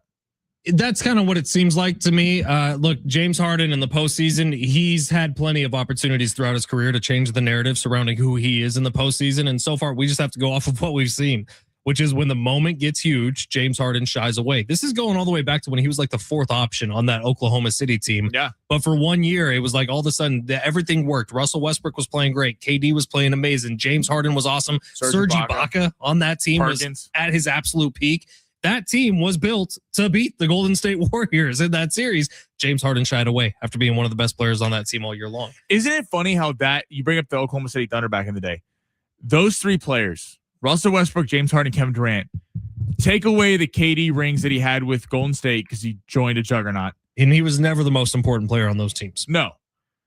Those three players have been constantly traded around the NBA and have been brought to teams to be the savior. Russell Westbrook with Houston, James Harden with Houston, and then with Brooklyn, and then with the Clippers, and then with the Cavs. Kevin Durant has bounced around from Brooklyn to the Suns and now to Houston, and yet it's never worked. What has OKC done in that time? They've built a juggernaut that we all expect to be the next dynasty of the NBA.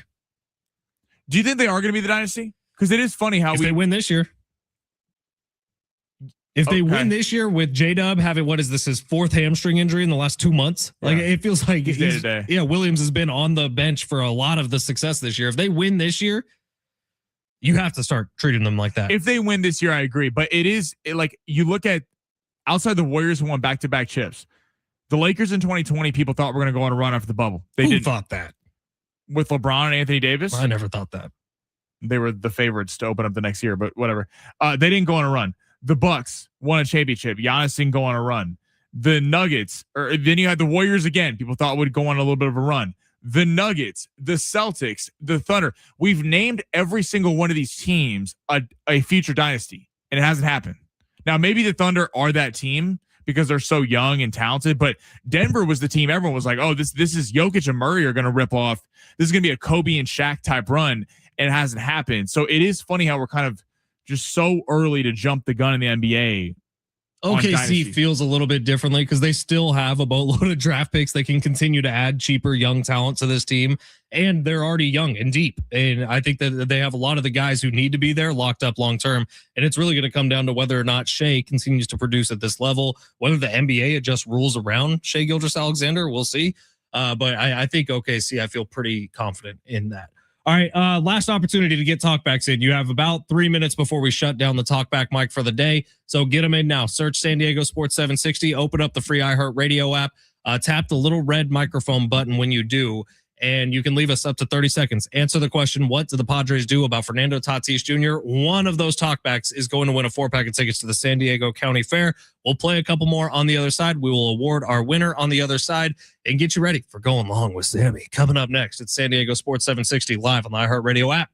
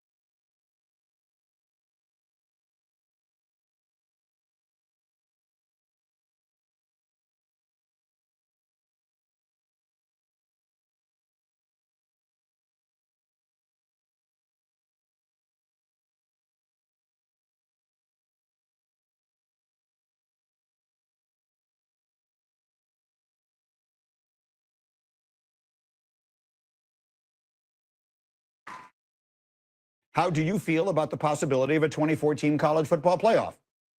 One of the worst ideas I've heard, Greeny. Not just that. If you go back to when we had 4 and you would have polled the college football fans, the college football public, there would have been supermajority support to expand.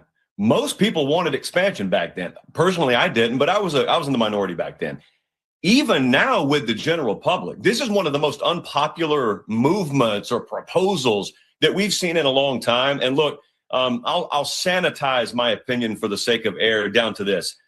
It's not just Tony Petitti. Okay, the ACC has caved and they're on board with this. The Big 12 has caved. The coaches are calling for it. Shocker. One of the bigger shockers of all this, building a giant safety net under you contractually. But I ask this.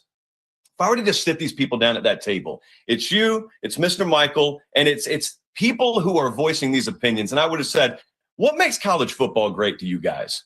Do you know how many blank stares you would get on your face? Do you know how much shuffling and how much nervous body language there would be to try and contrive a football-based answer? Because they don't know. To them, it's an ATM. To them, it's, well, we can screw up all we want to, and we'll just bail ourselves out by expanding the play. It's federal government level stuff is what it really is from people who run college football. What makes college football great is, of course, the regular season. What makes college football great is Saturdays in the fall.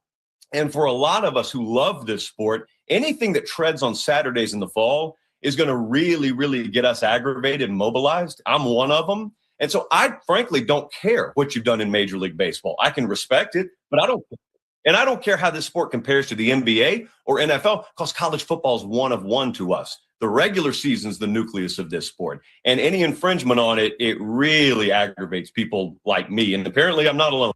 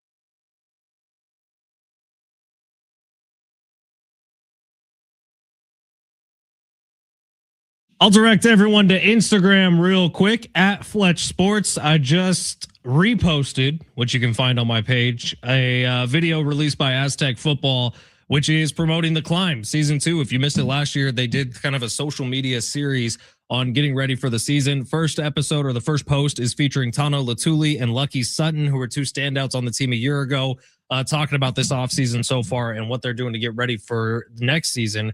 And I love the message they both said. They both said it's kind of like starting over from scratch. Last year was just the beginning. It was just a start. They didn't finish out the year the way they wanted to. we're forgetting the success that San Diego State football had a year ago and kind of the building blocks that were built for this year. I'm excited for college football, man. I need it back in my life. I've been itching for college football, pro football to get back, and cannot wait for this year, especially with those two guys leading the charge. 100 days away from college football. Let's effing go. Is that real? Yeah. 100 days? 100 days, baby. I could sniff it. We can almost smell it. Yeah. It's just life's better when football's a part of it. Life is better when football is on TV regularly. All right, Sammy, how many talkbacks did we just get? It feels like we just got 10. We just got like 4 or 5 immediately. Let's play as many as we can here on the way out, and we're going to pick our winner for those San Diego County Fair tickets. Sammy, go. Hey guys, it's me, Robert. So what do the Padres do with Fernando Tatis? Send him down to TJ to play with the Toros. Send him down to TJ to play with the Toros. Little change of scenery might help. Adios. Later. Bye. More? We got more. Hold on. Fernando Tatis Jr. needs to get sent to wrestling practice to get ringworm again. Look, ringworm medication was what he got busted with. That was the suspension. So, yeah, he needs some more of that ringworm because he was hitting home runs when he had it. Sammy, we got more? I would say put him in right field and bat him ninth. I always called batting ninth the second leadoff. So if he can get on at the bottom, then he can be driven in from the guys at the top. Actually, the most practical approach we've heard today. We've heard TRT therapy. We've heard Blue Chew. We've heard ringworm. This is the most practical thing that actually may work. I don't hate the idea. And you sit there and go, I mean, screw Tatis' ego because he's not playing well enough to care about his ego. So does he have any? Like right now, he's like nothing. He's blank. Right. Because like you would think that a star who makes that much money would never be okay with hitting ninth. But to his point, like it's probably what needs to happen to let him get his swing back.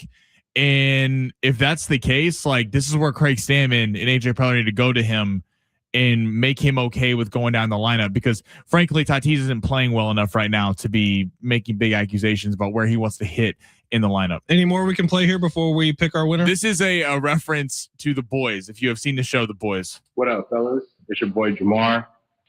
How do you need some Compound V ASAP? Compound V. Yeah. Compound V.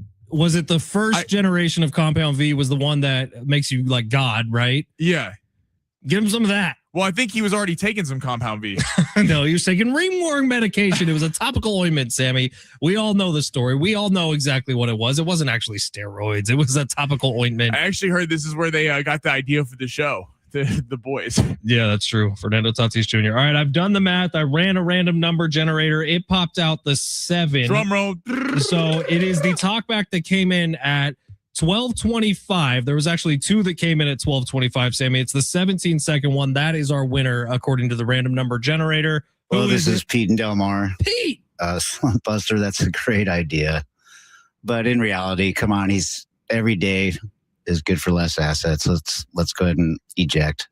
Pete and Del Mar, you just won yourself. People are still interested. A 4-pack of tickets to the San Diego County Fair, which conveniently enough is probably right down the street from your house if you live in Del Mar. Pete's probably cruising one of those overlook apartments. Sure. Overlooks the racetrack. Him and John Schaefer living out in Del Mar. Johnny Schaefer. I've never been invited to John Schaefer's house, but I do know it's in Del Mar. I think he doesn't want to invite you because he doesn't want you to accidentally give out his address over the air. I would never. That's not something I would ever do. Just said he lived in Del Mar, or was it a trick? Could be. You know, that's a good idea, Sammy. Speaking of Schaefer, he does the show from 3 to 6 every day with Alan Slewa. You will hear them coming up a little bit after Going Long with Sammy. We got some fun happening on Going Long with Sammy today, Sammy. We do. We got a special SDFC star stopping by at 2:30. We're going to dive into this Padres Dodgers series a little bit off the top. A little crossover Schaefer and Slee, and we're going to get into this 2014 college football playoff. We got some spicy sound about the 2014 playoff. Is it me yelling about them to just make a decision already and stop dragging us all along? That's getting cut right now. Okay, because seriously, with the college football thing, it is like every week we get some sort of insider report saying the SEC wants this. No, the Big Ten wants this. Who cares? Just tell us what it's gonna be. It's funny how college football and college basketball, it's a little different because college football's ratings are second only to the NFL, but college basketball and college football are desperately just trying to, I mean, you said it, it's about the money grab. It's about as many games as possible, making big time matchups. So, you know, extending the season. They're trying to kind of do the NFL model, but they're not the NFL. which no one is. So it feels like the college basketball expansion was a rash decision. Kind of feels like this is a little bit of a rash decision, but we're going to dive into it coming up next hour. Can't wait. All right. We had CJ Dos Santos on the show earlier today. If you're not familiar, he is one of the goalkeepers with SDFC. He was brilliant a year ago for SDFC. 10 clean cards for CJ Dos Santos. Has dealt with some injuries, but he just got added to the Cape Verde World Cup team, which is awesome news for him. Awesome news for SDFC, getting some national exposure. They actually open up with Spain, don't they, Sammy? Yeah. Brutal first matchup. Brutal first matchup in the World Cup. But he's going to be in it. If you want to see CJ Dos Santos and the rest of SDFC this weekend, they're playing against the Vancouver Whitecaps, which you'll all remember is the team that knocked them out of the postseason a year ago after that magical first season. The first 10,000 fans at Snapdragon Stadium this weekend who are 14 years and younger will receive a limited edition SDFC Nations mini ball thanks to DirecTV. You can buy your tickets now at sandiegofc.com/tickets for this weekend's matchup with Vancouver. I got Pedro Soma, a midfielder, copping on with me at 2:30. So we got a little SDFC fest this week. Ye freaking huh. And if everyone's not proud of me, you're welcome, San Diego, because I did not just do 2 full hours of Brooks Koepka talk. He is in the lead at the Byron Nelson. Is he still in the Texas. Lead? Yes, he's in the lead. He shot 8 under today, man. No one's touching him. Shot 8 under? Shot 8 under in round 1, baby, out in Texas. I'm telling you, look, if Brooks Koepka dominates this week and plays like he did today, where it's just birdie after birdie after birdie, get ready, man, because Shinnecock next month is the home of the U.S. Open. That is Brooks Koepka's tournament. He owns the U.S. Open. I call it the U.S. Bropen. If Brooks Koepka gets on a little bit of a run here, watch out, everybody, because the majors don't want Brooks Koepka to get back to form. So they don't want the bad boy of golf to get back and on top Bryson of the world. Was the bad boy of golf. No, Bryson's kind of an idiot. Look at Brooks Koepka when Bryson DeChambeau walks back. Tries too hard to be the bad boy of golf. Thank you. Brooks Koepka, effortless. Just goes out there. He doesn't even keep a scorecard, Sammy. He doesn't even keep a course map on him. He just goes out there and says, I'm going to hit the ball further than you. I'm going to putt better than you. And I'm going to compete harder than you. Are you making your pick right now for the U.S. Open? As of right now, I'm picking Brooks, especially if he plays as good as he did today, moving forward over the next couple of weeks. This is all about everyone has their eyes on the prize, right? Some people are looking at the Masters. Some people are looking at the PGA Championship. Some people are looking at the... So we can gather from Ben Fletcher. He loves Brooks Koepka. Are you a Bryson guy? You were a Bryson guy. I waffle on Bryson big time. I hated Bryson when he was first coming onto the PGA Tour. I actually started to like him when he was doing his YouTube golf. I thought he became more likable. He is flip-flopped back and forth. And right now I'm kind of on a hating Bryson trend. Yeah, and now you hate Rory for no reason. I don't hate Rory. I just think Rory's kind of a... Yeah, he's letting people know, bro. This is what happens when you win back-to-back Masters. You let them know who you are. I thought Rory's first Masters win was the most likable he's ever been. And I think after that, he did some damage. And now I think this Masters win was almost like a desperation thing. And he's like, I'm going to play Augusta every day for 3 weeks leading up to the Masters. Hell yeah, I would too. Yeah, but no one else was because they were, I don't know, competing. Right, because no one remembers who won those events. They remember who won the Masters. I think Rory's soft. All right. No McElroy disrespect. Sammy's got an hour coming up. Schaefer and Sleewell will close out our day. Lots of Fernando Tatis Jr. reaction. You can keep those talkbacks coming in. Sammy will play them on his show at San Diego Sports 760 live on the iHeartRadio app.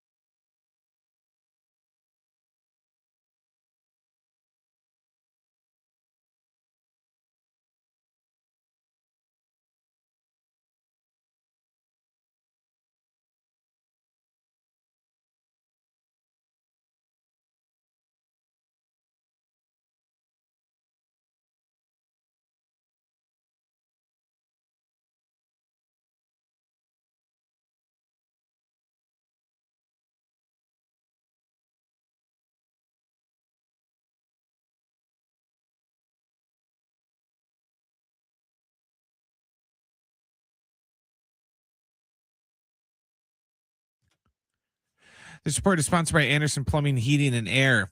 The Padres are off today. They start a week in the series down at Petco Park tomorrow against the A's. We have Eastern Conference Finals Game 2, Cavs at Knicks at 5 o'clock. Choosing the right home service company isn't just about fixing what's broken. It's about trusting who's in your home. That's why the homeowners count on Anderson for friendly professional service that keeps everything running right. Visit AndersonPHA.com. Going long with Sammy. That's going to be hot. In depth on the story of the day. Plus, it's warm in the hot seat. Now, it's Sammy Long.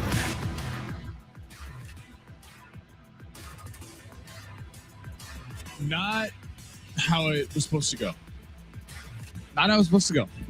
That was an ugly Game 3 performance from the Padres against the Dodgers. We're going to get to that coming up in a second. Would love to hear your thoughts today. 70470. Start your message with team or shoot us a call. 877-767-4760.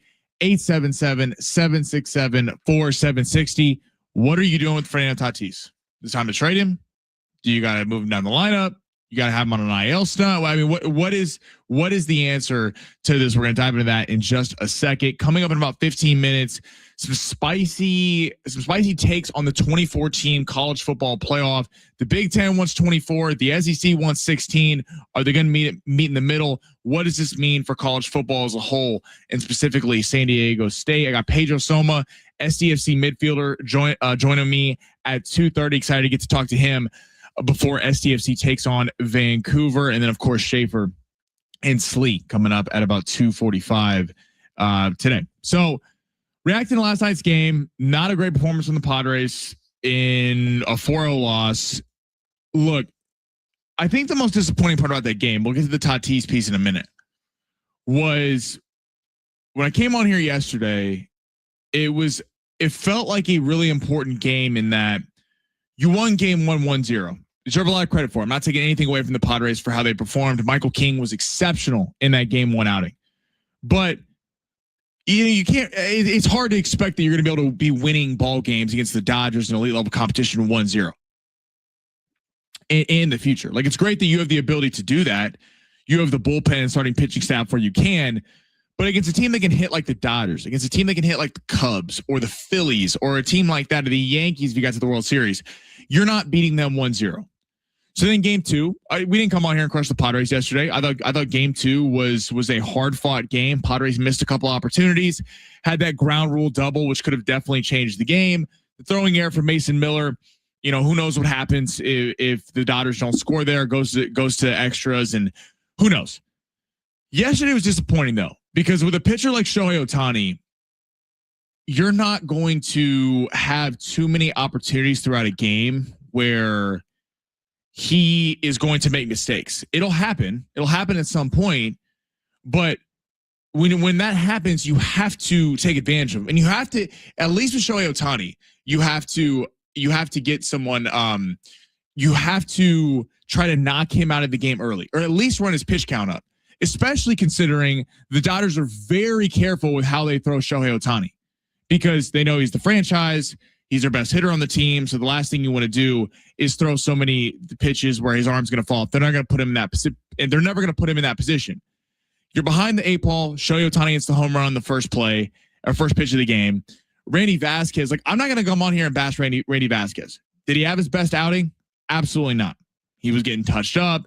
The Dodgers get a lot of runners on base, but the Dodgers let the Padres in the game. Like, they didn't really put their stamp on that game. They scored 1 run in the first inning. They left a couple on base in the second, despite scoring 1 run. They lost 7 as a whole in terms of 7 left on base. I mean, the Dodgers were leaving this game open, and then it leads us to the moment where Fernando Tatis, bases loaded, 1 out, with a shot to do something. I was at the game last night. Place was going crazy, feeling like this was a real opportunity for Fernando to make his imprint and kind of rewrite the last couple months of the season, because anytime it's against the Dodgers, we've been talking about all week, it feels like a bigger matchup, because it is a bigger matchup. I mean, the Dodgers, no matter what Dodger fans or the Dodgers want to say, they look at the Padres differently. because if they didn't, Shohei Ohtani would not have been hitting last night. Because for the rest of this, so far into the season, Shohei Ohtani, when he's pitched, hasn't been hitting. And that's what the Dodgers think of the San Diego Padres. They want to beat them, and they want to have an imprint. But to score 0 runs, despite being in the game, like it felt like they were never in the game, even though they never really got away from them. It was disappointing. It was a bummer performance. Tatis, it was his moment to come through, and then no one's talking about Manny Machado, because Manny Machado had the almost home run to right field, and then had the pop up on the next play. I mean, you pay these guys to be the franchise and to come through in those spots. If you had told anyone yesterday that Freddie Fermin would get on base, Bryce Johnson would get on base against Shohei Ohtani, and Nick Castellanos, you'd be like, oh, fantastic. I mean, if you're getting anything from your 7, 8, 9 hitters, you're happy with a player the caliber of Shohei Ohtani, and yet the big guns didn't come through. So I don't. There's no way to look at this series besides disappointing. Jay Silv says just keep rolling his what out there in terms of Tatis. We asked the question earlier: would you trade Tatis? Would you put him on the IL? What do you got to do with him? He has to figure it out. Ejection ain't happening. I know we keep hearing so much about the launch angle, and I'm personally just so done with that. I'm so done with the way he's hitting the ball hard. Like, that's not, you don't pay Fernando Tatis' contract to hit the ball hard. There's a lot of guys that can hit the ball hard, but they don't hit it in play. I mean, that is just, I can hear that after a week or maybe 2 weeks in a slump. Like, this is going on 2 months now of consistent porous play. And we've also been talking about how, I mean, Tatis, the one thing the pro Tatis camp has been is he's been able to hit the ball in terms of singles. He just hasn't had power with him. There's no reason he couldn't hit a single there in that spot against Shohei Ohtani. He swung at a pitch completely off the plate. The first pitch when Shohei Ohtani has just had a mound visit per Mike Pryor, the pitching coach for the Dodgers, Mark Pryor, and seemed to be getting a little rattled, and the crowd was getting into it. Just very disappointing from Fernando Tatis. Text line 70470. Start your message with team. Would love to hear from you. 973. AJ should be working the phone to see what he can get for Tatis. A contending team is likely to make a decent offer, and we need young pitching prospects. The Pods are proving they can win without him playing well, so I think it's the best interest for the future of the organization. Interesting text. Think of the text 973. I don't know where I'm at with the trade Tatis thing, because part of you is like, not that I'm a stockbroker. I'm sure we got a lot listening right now. Anyone who's ever bought into a stock, but the whole point is to buy low, sell high. And it's like, how do you work the line of, well, he's playing terrible right now. Teams are still interested in him because Fernando Tatis, and there's always going to be that ability of, well, we can be the team that fixes them. It's kind of like a first round quarterback that's a bust. They always get a couple different stops along the way because every team thinks they can be the guy, they can be the team to bring it out of him. And if you're the Yankees, if you're the Mets, if you're the Phillies, if you're a major market team, obviously you're never trading him to the Dodgers. The Cubs, you would probably not want to because of the whole NL prospect. The Phillies, again, that's NL, so I don't know if you want to trade him in conference, but let's just say Yankees for the sake of an argument. The Yankees look at Fernando Tatis and go, all right, well, this is a big time player, a potential juice to this lineup, and they can afford him because of the money they're able to pay, and they have the kind of talent pooled in their farm system that the Padres could take everything. It's a 973's point. It is interesting. I'm not saying I would do this, but this team is showing you they're pretty damn good around the big three. Like, they're playing pretty good baseball. The starting pitching staff has been exceptional with Nick Pivetta and Joe Musgrove hurt. The bullpen is arguably, I would say, the best in baseball.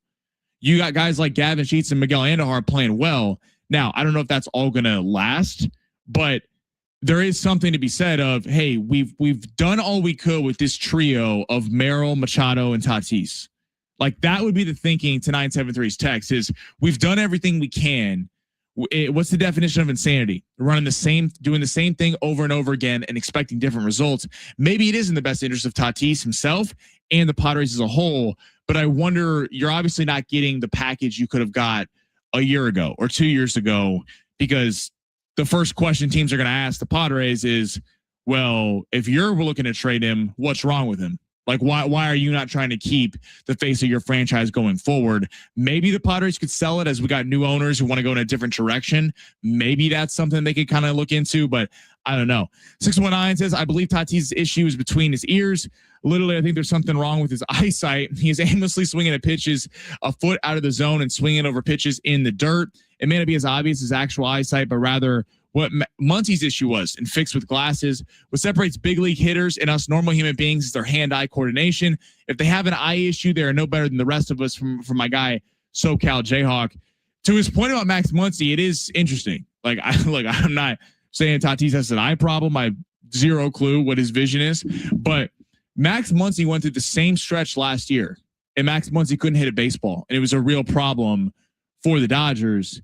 And he actually got glasses the way I always wears the goggles now, and it literally immediately changed his swing. Now, again, I'm not an eye doctor. I'm sure the Padres have looked into this. I'm sure that Fernando Tatis, if he's saying I can't see very well, would play into this. But like last night didn't feel like a vision thing. It felt like he was nervous at the plate, knowing this was his moment, either good or bad. And a pitcher like Shohei Ohtani took advantage of that and threw him a pitch outside the zone. And he was so desperate to get after it that he just swung at a pitch that was awful. Instead of waiting to see, like, Shohei Ohtani looked a little flustered on the mound, which is crazy because Shohei Ohtani never usually looks flustered, but he was obviously wasn't really working there in that inning to not wait out the count, to not run his pitch count up, to not see if, they always say when you walk a 9-hitter in Freddie Fermin, that usually says something about the pitcher. So see if they can figure it out. Don Orsillo said on the broadcast, I believe in game one, when if we all go back, Mason Miller walked the first two batters. He's like, if I was the Dodgers, I wouldn't swing until Mason Miller shows he can throw a strike. Now Mason Miller got out of it, ended up having a big time performance with the save on Monday night, but he looked jumpy at the plate. I didn't love the body language. 858, different 858 number. What are you getting back if you trade Tatis now? Who's taking that salary for a player who is a shell of his best self? That's where 858, it's got to be a contender. That if you're the A's, you're not trading for Fernando Tatis because you're not going to take that contract for a guy who you don't know if he's ever going to get back to his former self. Obviously, the Dodgers are off the table because you would never trade to the Dodgers.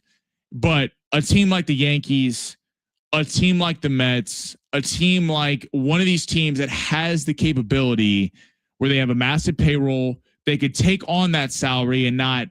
We've talked ad nauseum about the not having a salary cap in Major League Baseball, and they could take that on and eat it and slide him into that rotation, or not rotation, but the order. But to the point of what are you getting back? You're certainly not getting back what you thought you could have got a year or two ago. So to that end, to 858's point, it does feel like if you believe, if the Padres believe that Fernando Tatis is never going to be the player he once was, then they got to trade him because it's only going to get worse in terms of value. If they believe that he could, like, this is just a prolonged slump where he's in his head, he's hitting the ball hard, but it's not working out for whatever reason, trading him now would be dumb because you're not going to get the same kind of value. And then if you're AJ Preller, who the new ownership is going to be looking to get their people in place. If you're AJ Preller, if you trade Fernando Tatis and he looked great in the pinstripes with the Yankees or some other team, if it's fair or not, he's getting fired on the spot. Like it's going to happen. They're going to point to, you got rid of this guy and you couldn't fix him. Stammen's out. All these guys are out. If they trade Tatis and he looks good somewhere else, and it's like, why couldn't you have got him back to what he was with the Padres earlier on this year? All right. Pedro Soma coming up in about 15 minutes from SDFC, midfielder. Excited to get to talk to him. Coming up next, college football playoff expansion. 24 teams or 16 teams. We're getting a lot of debate plus some spicy comments from a big-time college football playoff reporter. That's coming up next on Going Long, San Diego Sports 760, live on the iHeartRadio app.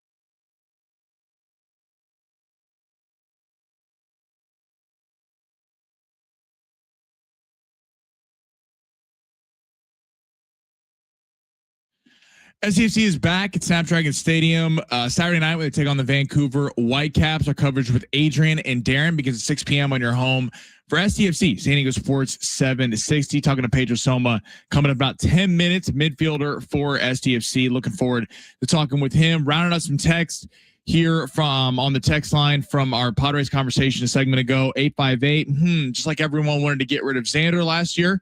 Very true. I understand that angle that, do you want to give up on a guy, especially when his value is at an all-time low? That, it's a tricky situation because Tatis can't keep playing like this, and we can't keep having these conversations where he's holding the team back. But I do get where it's like, what are you really going to dump him, especially when his value is at an all-time low? Kristen on YouTube, or Kirsten, Anthony Volpe and Jason Dominguez for Tatis Jr. throwing out some trade suggestions right there. I think hopefully we'll go for a little bit more than that. But 619 talking about Max Muncy, SoCal Jayhawk, and his vision getting corrected. All right, but college ball playoff 24 team expansion. We got some sound. So college ball reporter Josh Pate, if you're not familiar with it, the Big Ten commissioner, some spring meetings today was talking about he wants a 24 team playoff, not a 16 team playoff like the SEC wants. The SEC wants a 16 team playoff instead of a 24. We're currently at 12.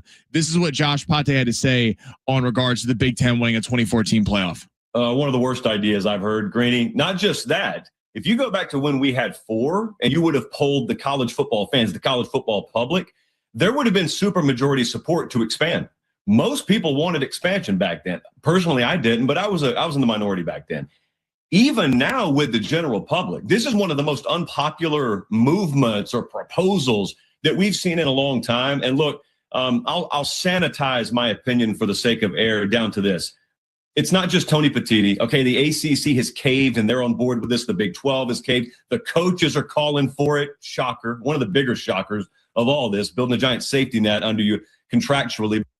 Okay, so what he said there, the coaches are calling for it because coaches are like, yeah, like hell yeah, let's get more teams in the playoff. This is great. Let's keep more jobs and make it easier for teams to get in.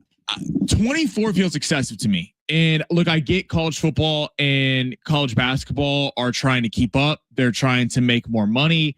College basketball, the expansion really only affects the tournament. You're going to get more games on the Tuesday and Wednesday before the tournament actually starts.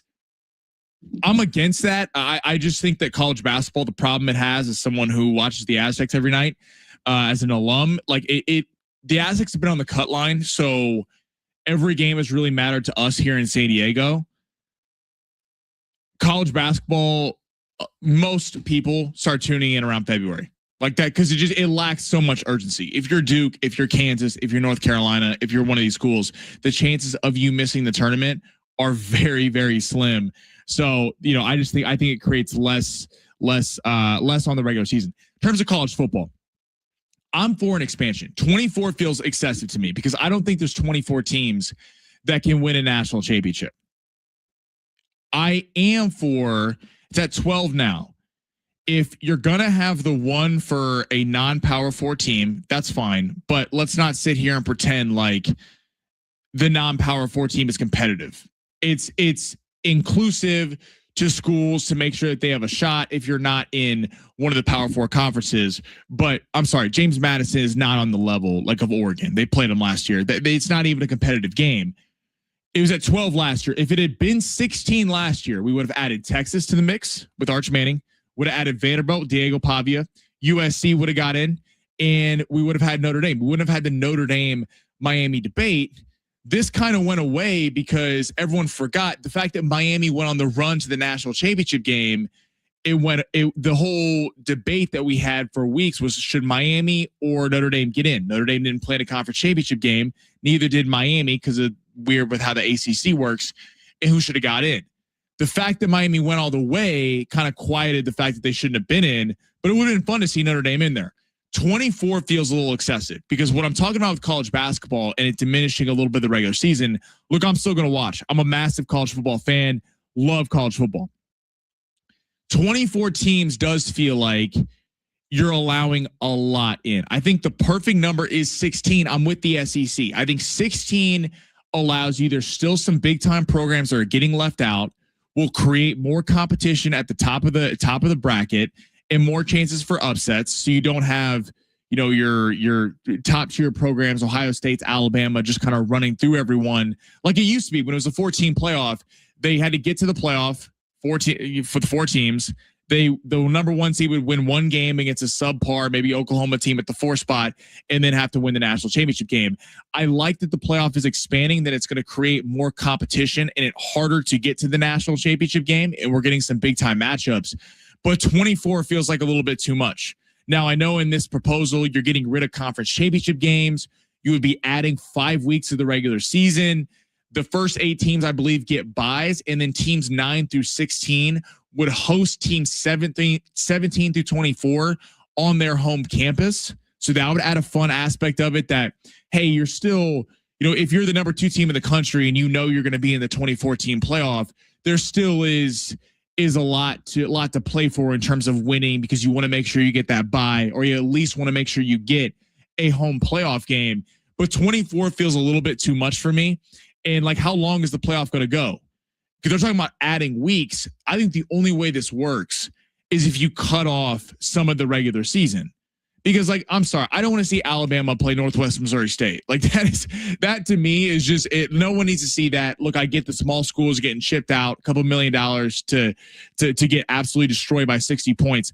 I don't need to see a game where the spread is north of 40. Like, that's just ridiculous to me. So I think you could work it in there, but it is a tricky situation, and the Big Ten, SEC are certainly going to have to agree, because those are the 2 most powerful conferences in the sport. I'm curious what they end up on, if they split the difference in the middle at 20 or if they just keep it at 12.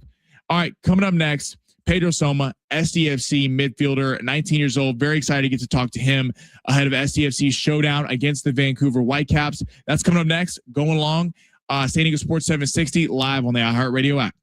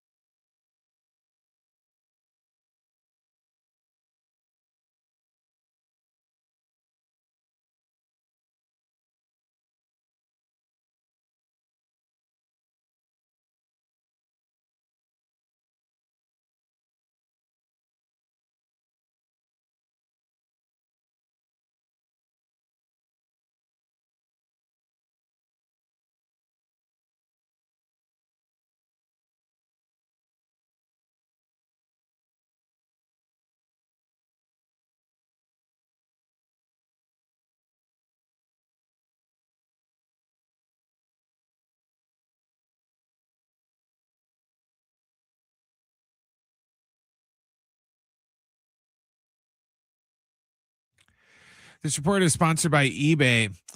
The Padres are off today. They start a weekend series tomorrow night at Petco Park against the A's. We got game 2 of the Eastern Conference Finals in the NBA. The Cavs are at the Knicks. The tip of that will be a little bit after 5:00.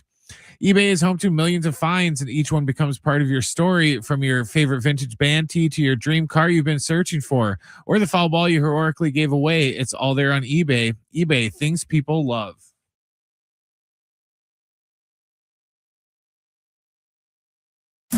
Ain't nothing wrong with a little heat. Getting warm around here. Light the fires, Big Daddy. Who's next in the hot seat? Pedro Soma joining me right now, STFC midfielder, acquired a little bit over a year ago. Pedro, thank you for jumping on with me today, man. Yeah, how are you? Good to be here. Doing good, man. Thank you for hopping on. So I'm curious. I know you problem. Came from you acquired last July, and you played in Spain. What has that been like? Like, what has been just like a kind of cultural adjustment, and then number 2, what does that look like in terms of, obviously soccer is the biggest sport over there in Spain. How have you seen the kind of difference in the fans between Spain and over here in San Diego? Yeah, I think especially being American and Brazilian, I think the culture change, especially to Spain, was pretty easy, and I love it. Coming back to the States was a little bit weird, I'd say. And the cultural differences are pretty big from Spain to US, so it was a little bit hard adjusting back to here, but I'm very grateful that I get to be back here in the United States where I was born. And then I'd say for the fans, Spain, I think it's a little bit more, they live and die for the sport. I think here in the US, we still have a very diversified group of fans, especially we have basketball, American football, and baseball. So it's a little bit less live or die, but the sport is growing a lot here. We can see that every single day. 100%. So the offense has certainly woke up the last couple of weeks, against Austin, 5 goals, 3 last week against Cincinnati. What do you think has been the biggest change? Because during that little slump, it felt like the offense was kind of lacking something. What has been the biggest difference? Has it been a game plan thing, or just guys stepping up? No, I think it's just guys stepping up. Like you said, it's guys taking risks. When they have the opportunity to shoot, we shoot. And at the end, we have to just keep trying and get that goal. And actually 8 goals in the last 2 games shows that there's guys taking steps and showing that they want to be the protagonist. So the World Cup, we actually had CJ Dos Santos on earlier today. And I'm curious, like, he was kind of talking about the World Cup. He got selected to his World Cup roster, but the World Cup break is so unique this year with the MLS, and that there is kind of a large break throughout the season. Do you guys approach this differently? Like, is there more of a hard press on, knowing that you guys are going to get some off time coming up here in a few weeks? Yeah, no, we have a couple weeks off, and it's just a time to recharge. And we're going to have a longer preseason than we actually did at the beginning of this season. So it'll be a good time to work on our game plan actually, and continue working on those tactics that may have not been at the 100% for this first half of the season. So it's just a tiny little break to recharge and then attack the second half of the season with everything. What do you see in Vancouver? The Whitecaps have been kind of a perennial good team here in the MLS. What should the kind of casual fan look for in this matchup coming up? Yeah, the Vancouver Whitecaps are obviously one of the strongest teams right now in the MLS. Last year they got to the final, and we still have a little bit of hurt because we got knocked out by them in the conference final, the Western Conference final last year. So we're going into this game with a little bit of the pain from last year, and we're going to give it everything to do what we couldn't do last year. You kind of mentioned it, the kind of personal get back when you're facing Vancouver. Like, how does that work? Because last year you guys were kind of, I know you got acquired halfway through the year, but it was kind of STFC was this great story, kind of playing that underdog role. And then the fact that you guys went to Western Conference Finals, it feels like it's kind of flipped, where you guys went from being the hunters to the hunted. Is it kind of a unique flip in that now you guys are kind of, wanting your get back against this team? But do you think teams approach and play you guys differently than they did last year? Yeah, I think every team sees the way we play, and especially the unique football we have, that teams, whenever they play us, they set a specific game plan to try to counter everything that we do well. And so I think, like you said, being the new club and then showing that we are, last year we were one of the best teams in the league, and this year, the way we play, I think we are still one of the best teams in the league. So I think the teams attack us differently, and they want to counter everything that we do well. And so every game is a good challenge. When what was you made 31 appearances for Barca in Spain. What was kind of the number one thing you took from over there to your game today or here? No, I think everything I learned from Spain, not just at Barca, but everything. Like you said before, we were talking about the cultural aspects of Spain and the United States. But the thing is, on the field, I think it's a different culture of play as well. And I think bringing all of the, especially like people around the world, we know Spain for knowing the tiki-taka style of play, which is something that I was able to learn and able to bring over here to San Diego FC individually and implement it in my style of game. Helps the team a lot. You made 2 appearances with USA under 20 and the 2025 FIFA under 20 World Cup. When you look at how the development of players in America, how has that changed to you? And like, where do you see the direction of U.S. soccer? Obviously, we're very excited for the World Cup here in a few weeks. Where do you see the kind of direction of U.S. soccer going in the future? Nah, I mean, we can see it every single day. The U.S. soccer is growing. It's on and up. That's for sure. Every day we see more young guys playing in MLS, playing over in Europe. Especially right now, people my age, 18, 19, 20, there's a lot of us, and we're all hunting for that spot on the next World Cup roster or even this World Cup roster if possible. So U.S. soccer is definitely on and up, and I think the investment that this country has put in it is giving its fruit, and what we want is just for it to get better and better. That's awesome, man. Pedro, thank you so much for hopping on with me today. Thank you. Taking on Vancouver later this week right here on San Diego Sports 760.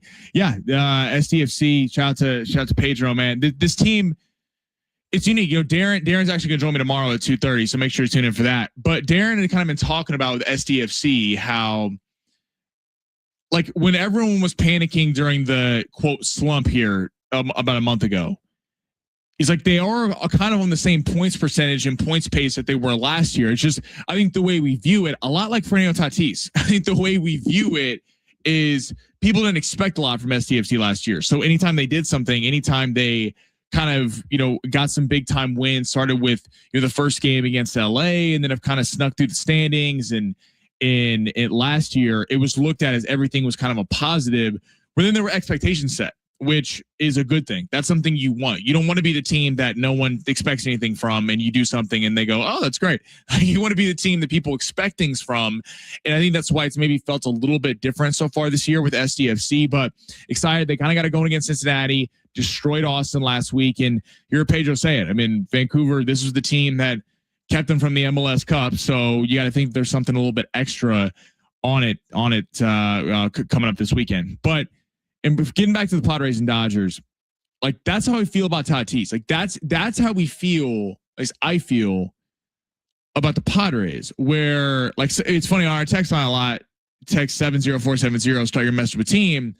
We get a lot of like people are split, and I know it's in San Diego. Some people are like very hard on the team. This is frustrating. We expect that's excellence, and sometimes you get people who are like, "Oh, why are you guys being mean to our guys?" and things like that. And why I hold the team to a high standard is because the Padres have elevated. The Padres have elevated from, we beat the Dodgers in 2022. That was great for that time because you kind of got the beast off your back, so to say, and you finally broke through. But then you saw you get waxed by the Phillies. And it's felt like ever since that 2024, that game 4 and 5, where the Padres went 24 scoreless innings, dating back to game 3, it's like, how do you get to the next level? How do you get to the World Series? So that's why it's been a unique, like covering the team this year. It's unique because they're winning ball games, not this series, but they've been winning ball games. But it's been from all the pieces you wouldn't expect, which is a good thing. Like you hope for that. But then I don't think anyone, if they're being 100% honest, think that Merrill, Tatis, and Machado, if they keep playing this way, they can win a World Series. Like it just, I don't think that can happen. I think they can get it together. I would rather have it be that the 3 stars aren't performing and hope that they can get back to elite level play than trying going like this roster sucks. Like there's no one else besides a couple big time players. You'd much rather have it be the stars who have proven it before rather than trying to rebuild a roster on the fly around a couple stars. But it's like you hold the team to a high standard. And the Dodgers, you win game 1, you lose games 2 and 3. The Cubs, a big time team in the NL, you win game 1, you lose games 2 and 3. The Brewers, you win 1 game in game 2, because of Gavin Sheets' heroics in the 9th inning. And it's just like, you got it. Like, they have not proven it against the elite NL teams, which is why I think the national media and a lot of people here locally are kind of taking this a little bit with a grain of salt. Like this season so far, a little bit with a grain of salt. We got Alfonso on YouTube saying, "Don't take the A's lightly." This is a big series for him. Like, we talk about the Dodgers, and the Dodgers certainly is a big series. Anytime they come to town or you're playing the Dodgers, it's a big time rivalry. You want to see them perform well. The A's are a solid team. Like Nick Kurtz, Jacob Wilson. This is not a team that you can just mess around with and think you're going to get through. So curious to see how the Padres respond this weekend. Walker Buehler will be getting the ball tomorrow night. Of course, we'll be breaking that down on Monday and then leading up to it tomorrow. So coming up next, Schaefer and Slee. Alan was complaining that we didn't get a full 15-minute crossover, so we're gonna break a little bit early and get a 10-minute crossover. That's coming up next. John Schaefer, Alan Slewa going long. San Diego Sports 760 live on the iHeartRadio app.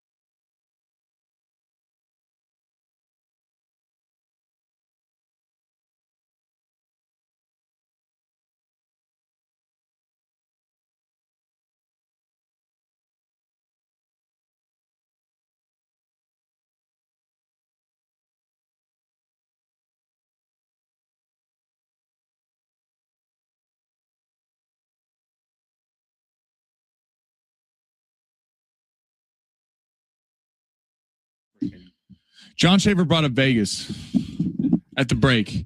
Now I'm learning about Alan Slewa. Alan Slewa's a poker player. Definitely not a poker player. I like playing poker. There's a difference between I like playing basketball. It doesn't mean I'm a basketball player. So I need you to. Right. It's like people saying they're a good golfer. It's like good for the beer league. Playing golf is different. Golfer. Yeah. Right. There you go. Well, I mean, like 5-card poker limit blinds. Texas Hold'em. That Texas Hold'em. Right. Okay. Yeah. Are you John? You play? With Yeah. poker? I mean, I had obviously the book when everyone had it when I was like 20.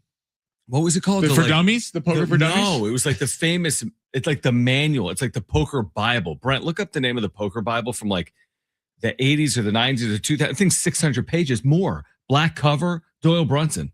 Oh, with all the odds and all the numbers. But then it became geez. such an online. Yeah. It was a craze, dude. Like late 90s, early 2000s, when they put the World Series of Poker on television 25 years ago, the nation freaked out. Sports fans freaked out. I gotta say, I watch poker a lot. Like I watch it a lot with the cameras. Here's the funny thing. Like that's the one that I think, like, in a weird way, watching poker is enjoyable. It's super fun.